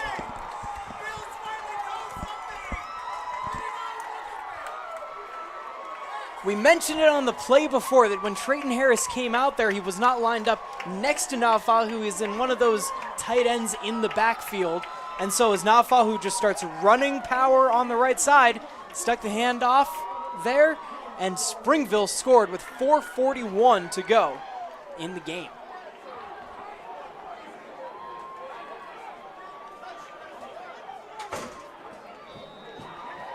The kick is up and good. And it is 28-21. Springville up at home against Box Elder. We will have more playoff football right after this on KIXR and TeamHive.live, powered by Centricom. CF Moto is just the latest addition to the Jorgensen's Power Sports lineup. Whether you're looking for a side-by-side or a quad, CF Moto has what you need and at ultra-competitive prices. So stop by today and see what all the hype is about. Located at 980 South Coveview Road in beautiful Richfield, Utah, or find them online at jhsport.com. And as always, you can text or call Jorgensen's Power Sports at 435-896-6408. Live high school sports action on KIXR and TeamHive.live, powered by Centricom. A 31-yard run caps off a 7-play, 66-yard touchdown drive from Springville, exclusively on the ground and chewing up over 4 minutes of game clock as well to take a 7-point lead here in the 4th quarter. Kickoff goes high and deep, and Jepson is in the end zone when he gets it. Will deny a return, and Box Elder will come out on the 20-yard line to try to answer. That is Springville's first score of the second half. They had 2 punts to start things. Meanwhile, Box Elder did punt on their first drive, but it turned into a muff punt turnover where they scored a field goal and then a touchdown. A pretty slow-moving first half has turned into a very exciting second half of football. And now again, we saw this at the end of the first half. Box Elder with plenty of time, as long as you don't mess around, to get down the field. First down throw to Maddox Ernest. Caught it right at the sticks, got a couple more before he is thrown to the ground with some authority. Shepherd's Carpet and Flooring first down for Box Elder on their first play of the drive. And that's just the 4th completion of the game for the Bees. Now they've thrown it a lot more than that, but you've seen their reliance on the run, and even at times when it may not have been advisable, is now opening things up in the passing game. 4:20 on the clock, Throw to the sideline goes off the hands of Bushnell, incomplete. Trying to set up one of those screens, and that was dangerously close to also being a backwards pass. And an interception as well. So very dangerous.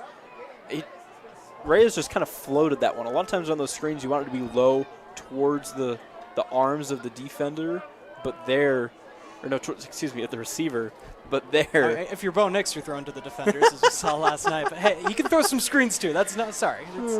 If it's behind the line of scrimmage, he's been doing good this year. Reyes comes out. 2 receivers to the right, 1 receiver left. Reyes tucks and runs. And again, he's late into the slide. No flag comes out this time because the defender was already bringing him down by the time he got into it. Couple yard gain here to set up 3rd and manageable. And I think that's a good no call. 3:53 and counting. 2 receivers right, 1 receiver left. Maddox Ernst on the line right. Reyes sends Howells in motion. Looking, throwing to Howells out of the backfield. It was high, off his fingers, incomplete. And now a 4th down decision, 4th and 7 from your own 35. Line to gains the 42.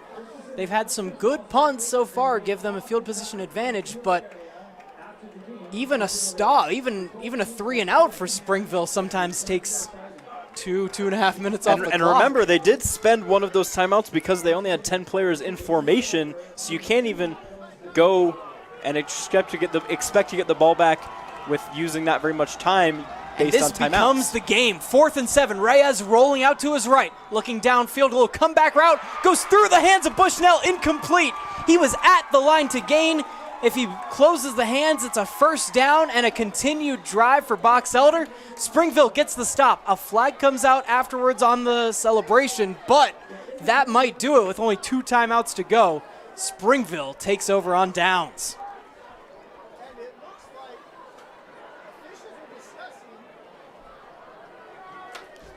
And we'll see the official caller if this is a warning or an actual penalty.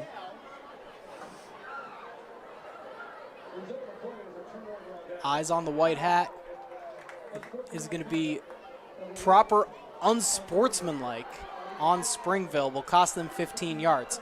So Springville was set to take over on the 35-yard line. This will back them up to the 50.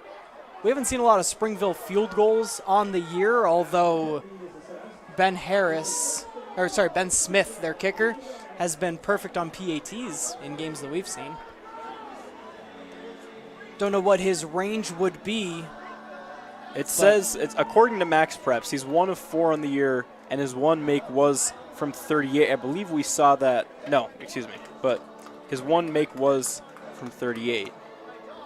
So Springville takes over, now backed up to the 50-yard line.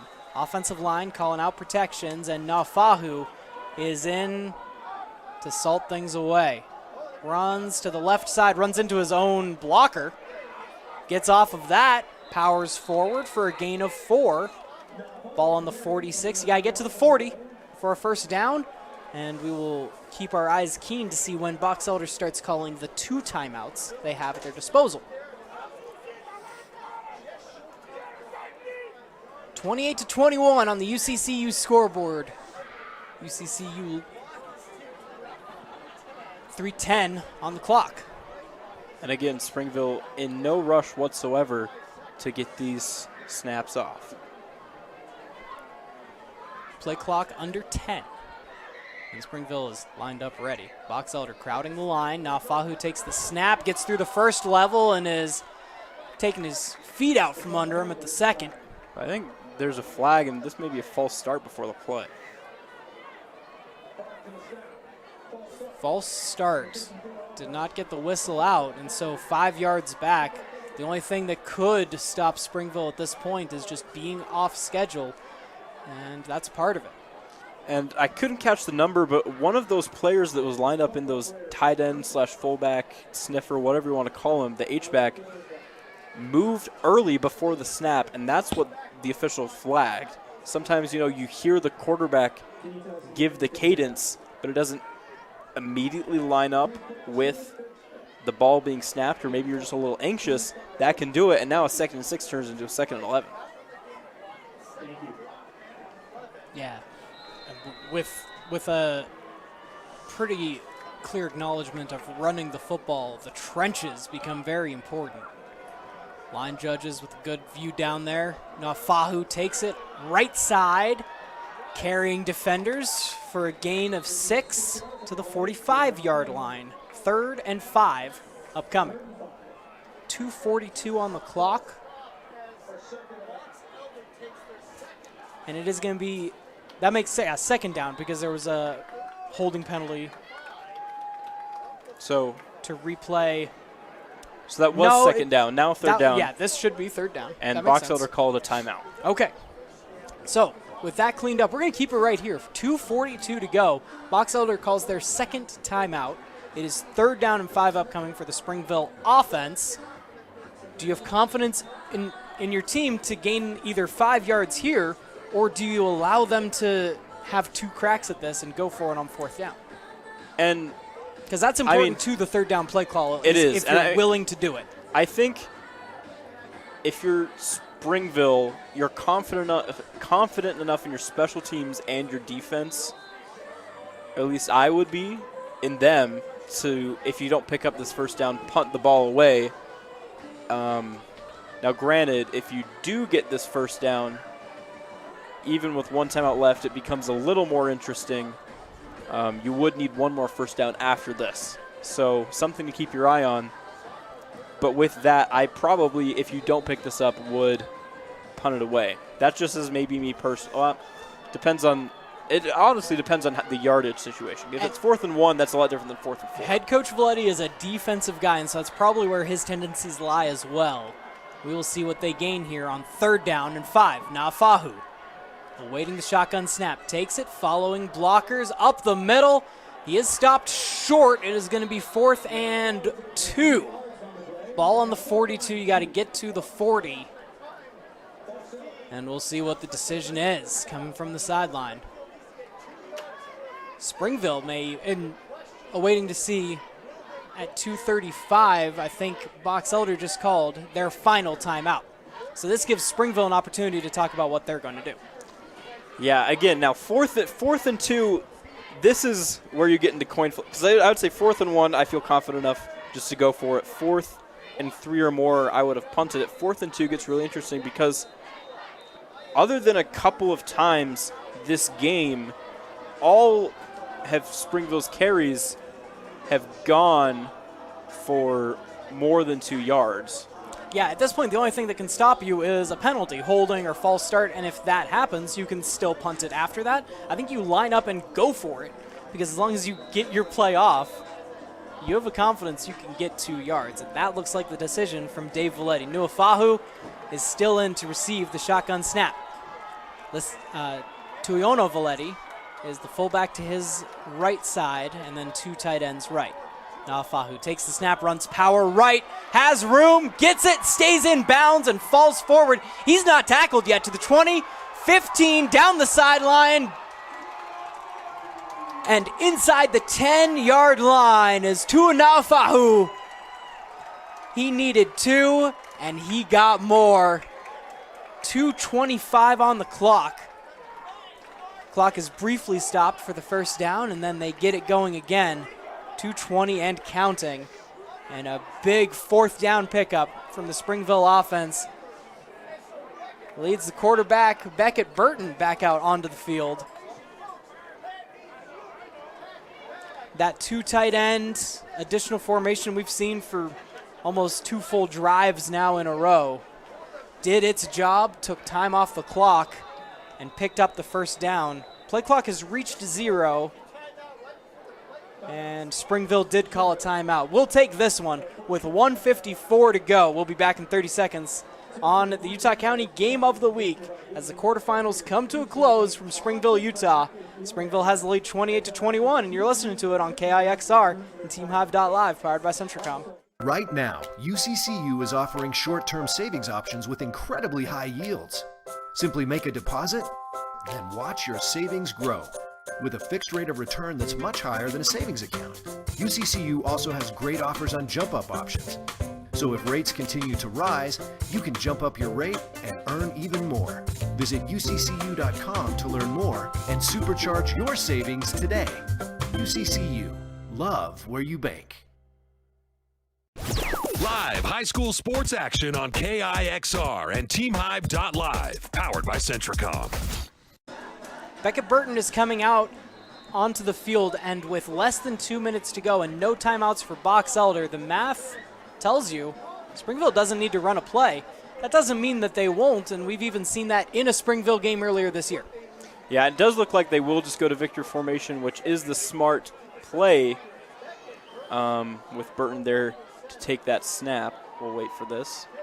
Burton takes the knee, and so he'll lose a couple yards on his official stats. They didn't want Nafahu or Lisiate Valetti to take that. Go ahead, continue. But at the end of that game, Springville versus Orem. Springville Orem had the, hold on, we've got some clock issues. Maybe? But at the end of that game, Orem had a first down under 2 minutes to go. Springville was out of timeouts and could have just kneeled the ball as Springville just did. But instead we're running plays, and the ball came out. It was a fumble. Springville recovered. Gave Springville an opportunity. They had a chance to go down and score. Now, granted, that game also ended a little bit controversially with an.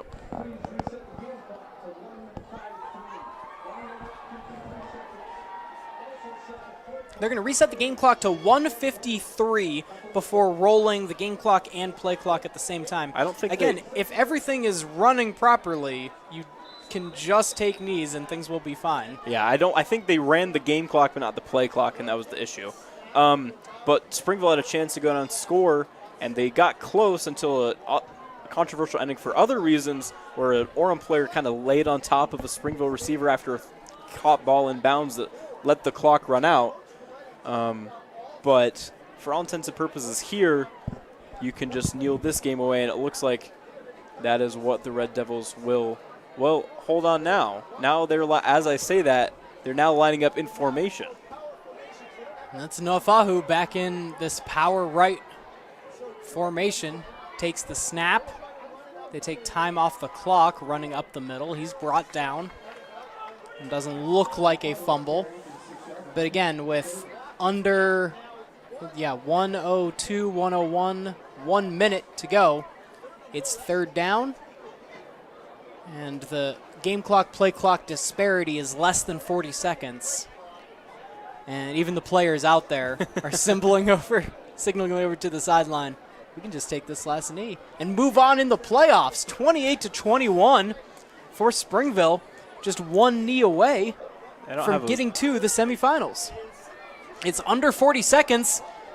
Players are all over the place. Half of them were coming off to the sideline, and this never happens to me in Madden, but they're going to have to call either a timeout or take a delay of game. Springville takes the timeout with 27 seconds to go. All they need to do is take one more knee.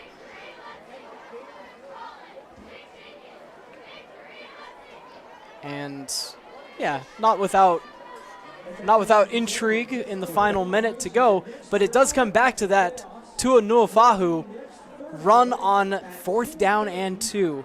Gets to the outside and gets to the outside of the blocks. We'd seen him run, if you look at the A gap, B gap, C gap, he has hit just about every gap on either side from that formation. The way that they pull their guards is excellent, and having those 2 extra blockers as tight ends in the formation just opens up the whole field of running to you when you're willing to run that power. It was successful on 4th and 2 to run all the way up the field, stayed in bounds. And with no timeouts left for Box Elder, Springville takes one more knee, and we'll watch the rest of this game clock tick down towards a date in the semifinals for the Springville Red Devils.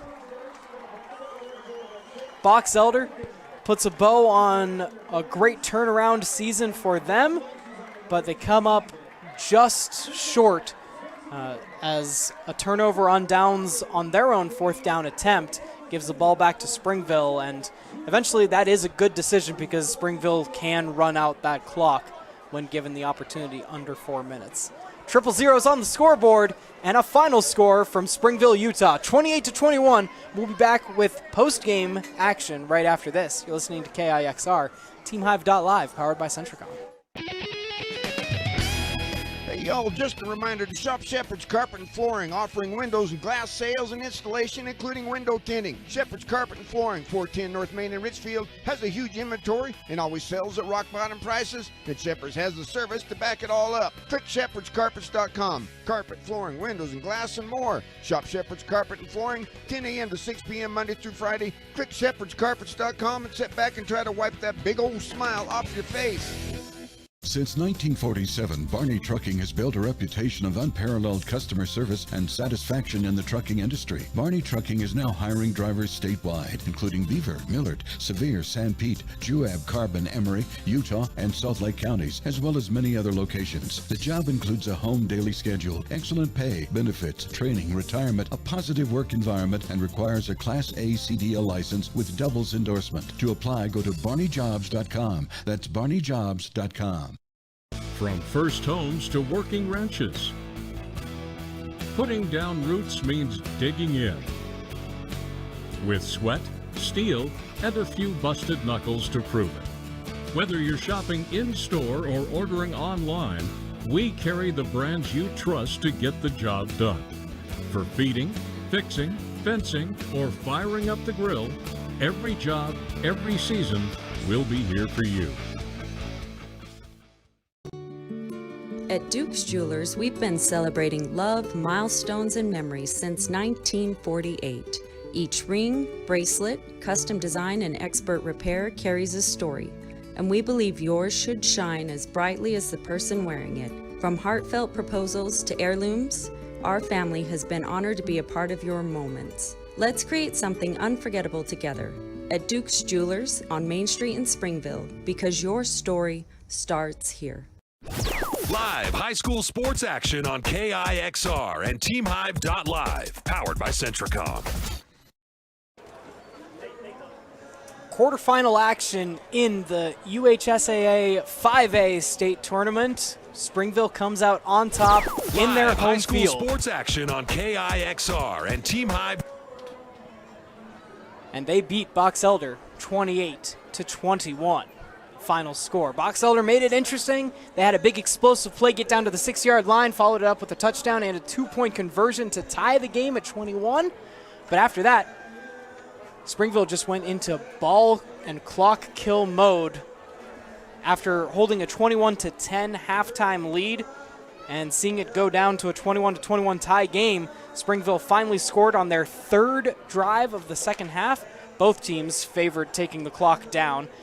And so we had limited possessions from both teams, and eventually that 31-yard run by Trayton Harris is able to give them the difference-making score. 28-21 is our final. Box Elder had one more crack at it, turned it over on downs, and never saw the ball again on offense. Yeah, very good job by the Red Devil offense. I mean, we know their identity is to line up and they're going to run the ball. But sometimes you have to make things interesting when your offense can be quote-unquote predictable. And they were able to keep Box Elder on their toes defensively. Yes, they knew that it was probably going to be a run, but where you're going to run it, who's running it, and things such as that made it hard to stop the offense. And they were able to just run the ball continually with throwing different looks at the Bees defense. And again, clock control was such a huge factor in this game. Not only, being able to kill that final drive clockwise, but just throughout the game being able to control the clock, control the pace of the game, control the tempo, and ultimately is a big reason why the Springville Red Devils are moving on to the semifinals in Rice-Eccles Stadium. We've had certain teams that play a different style of football that have had 8 drives as a team, and when we go into the first half, Springville does not play that way, and Box Elder matched them.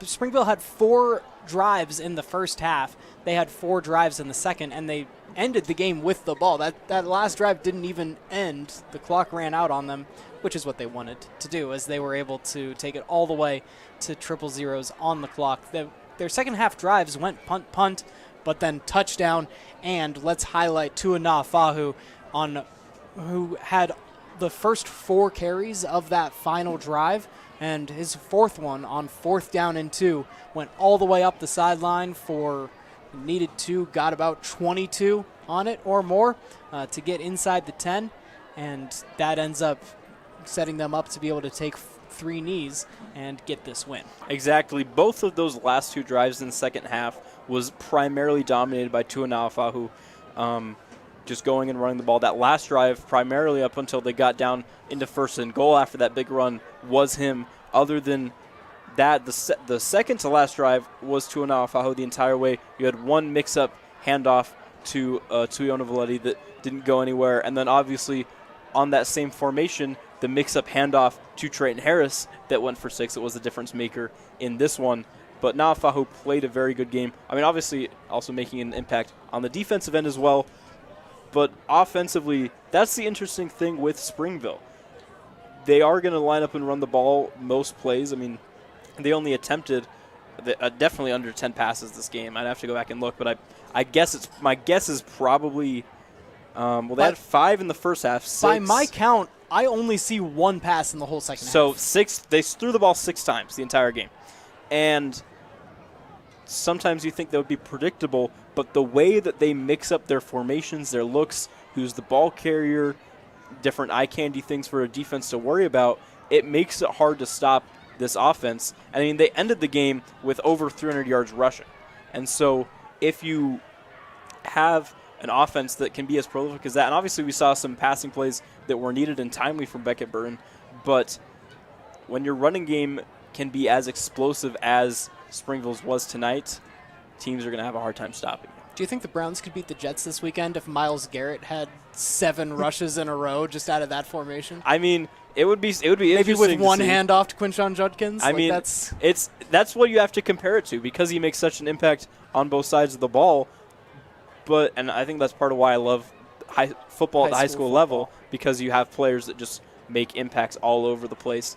But it certainly is just a very, very he's an impactful player, and this offense honestly is anything but predictable. You know generally what they're going to do, but the way that they call this game just makes it hard to stop. And obviously they weren't necessarily thought of as a contender coming into this season, but they've played themselves into that conversation, moving now to 11-1 on the season. And obviously you have to get past whoever ends up winning that matchup between Fremont and Brighton. But you would hope, probably personally, for a rematch with Orem in the state title, should it come to that, as it looks like by my last reload that Orem is controlling that game against Woods Cross, up 21-0 at halftime. But so this is a good time to kind of take a look at what is awaiting now. This is our final Utah County game of the week of the year, so this is the time in post-game where we normally tease ahead to where we'll be next week.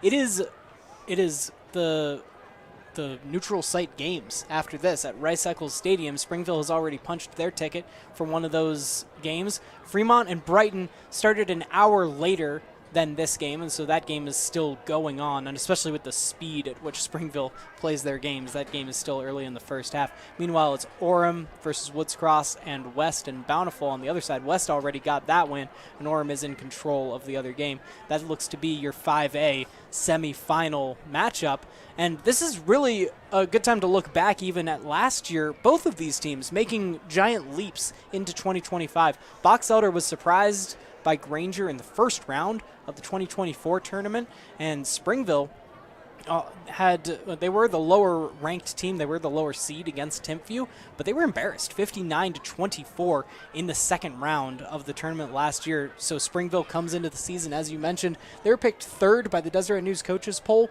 in their own region. They come out of the season 3rd ranked in the RPI of all of 5A, and now have a date in the semifinals. And what a great job that Coach Dave Valetti has done with Absolutely. this group. I mean, you can tell that this is a very well-coached team just by being around them and watching them play. He's done a very good job, very good turnaround. This is his 4th year at Springville at the helm. And, again, Springville wasn't really thought of as a contender. And, sometimes you think of styles of play of teams. You need to have this or that, a balanced offense, whatever. There's so many different ways to win at high school football. And the bottom line is good football, and Springville is a very good football team. And they should have a very good chance of not only going to the state title, but I think have a good shot of winning it outright. And that is music to the ears of Springville fans, that especially after a disappointing year last year, bringing back a lot of experience like Tuanafahu, the guys that ran the ball. So let's go through a little bit of those player profiles for the end of this game. Early in the game, we talked about they had at a point ran 4 different run plays with 4 different ball carriers, but in the second half they really settled down into one heavy hand carrying the ball. Yeah, and so early on in that game, you had carries from both Harrises, Max Harris and Trayton Harris. Tuiona Valetti got a couple carries in there. Lisiade Valetti had some snaps both as the quarterback and also behind his brother in the I formation. But Tuanafahu, especially in that second half, just started both literally and figuratively running away with it as he put up a very good performance. But there were also some great plays. For example, Zachary Henderson making a couple clutch catches on that drive in the first half when Springville needed to keep it going that ended up in a touchdown. Also with some great returns in special teams as well. So this is a team with players, with athletes all around. As I've said a lot of these guys play both ways. And so a very, very good team, and I emphasize that, a very, very good team here out of Springville. And this leads us right into the Excel Chiropractic Player of the Game. This week's Player of the Week will receive a free treatment and massage from Excel Chiropractic, helping you excel in life and in health. Visit excelchiropayson.com. A lot of good candidates for a team that spreads things out, but I think one guy did run away with it in the second half. My vote would be Tuanafahu. And he's going to get it tonight. Had 2 touchdowns in the first half and controlled the pace of the game for the second half. Remember, that touchdown that scored Trayton Harris to put them up in the lead was set up by constant runs from Nafahu and making the defense focus on him. He played a great game. And even of their 4 touchdowns, he scored 2 of them. Exactly. So 2 touchdowns scored himself, one set up by him and taking over the second half, making this game end the way it did with Springville having the ball. He is the player of the game tonight. And that puts a ribbon on our final broadcast of the 2025 football season. Of course, basketball is around the corner, and a lot of these guys we'll see out on the basketball court as well. But the semifinals are coming up for all of these teams. We wish all of our Utah County teams great luck as they make the trip up to Salt Lake County and Rice Eccles Stadium in enemy territory in that red stadium, eh? That is what is coming up in the next couple weeks for 4A, 5A, and 6A ball. Also, keep it tuned to TeamHive.live for 8-man 1A, 2A, and 3A semifinal action this weekend. That's where I'm heading down to Southern Utah University early tomorrow morning to do some of those broadcasts. And then next week is the finals from Zions Bank Stadium in Harriman. That'll be all broadcast on TeamHive.live. Go visit KSL.com and KSL Sports for the broadcasts of the semifinals and finals in 4A, 5A, and 6A football, a tournament that this Springville Red Devils team will continue to play on next week. Yep, so looking forward to that. We've got a lot of good football ahead, a lot of good teams across all levels of high school football here in Utah. It should be a great next couple weeks for football here. Jefferson, final thoughts on our final football broadcast? I mean, it's always great. It's a great time out here. This is why we love sports, right? I talk about it all the time. Sports just brings something out in people. It helps people come together, helps you work together as a team if you're playing, and it gives you something to – it's a great thing to look at for life examples, right? And I've found myself taking lessons from games that I've called into my own life, and not only that, it's just fun. Like, we just love having fun out here watching football, and I'm grateful to be a part of it, of helping bring that to people around Utah County. So it's always a good time to be out here and wouldn't rather be anywhere else. Football's family, and football is certainly fun. Thank you very much, Jefferson. That is the voice of Jefferson Penrod, one of the many color commentators that has brought you Utah County Games of the Week this year. We also had camera assistance tonight from Aaron Habel and production assistance back home from Barrett Hilton. My name's Cole Wissinger, and I'm excited to continue to broadcast with you for Utah County sports, for basketball and beyond upcoming. And for now, keep tuned for more of our Utah County teams moving on in the state tournaments this year. Our final broadcast of the year, Springville comes out on top, 28-21 in their home stadium against the Box Elder Bees. And you heard it all right here on KIXR and TeamHive.live, powered by Centricom. Good night.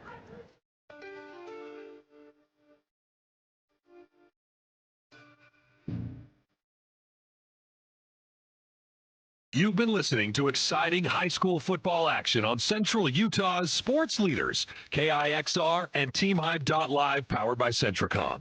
This sports broadcast has been brought to you by sports-minded sponsors throughout Utah. Join us next time for the Utah County Game of the Week on KIXR and TeamHive.live.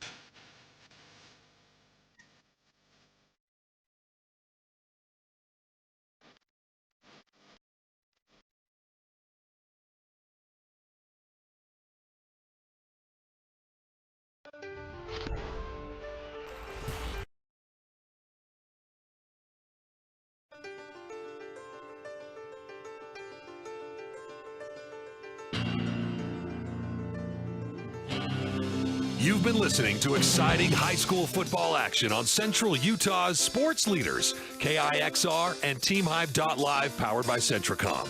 This sports broadcast has been brought to you by sports-minded sponsors throughout Utah.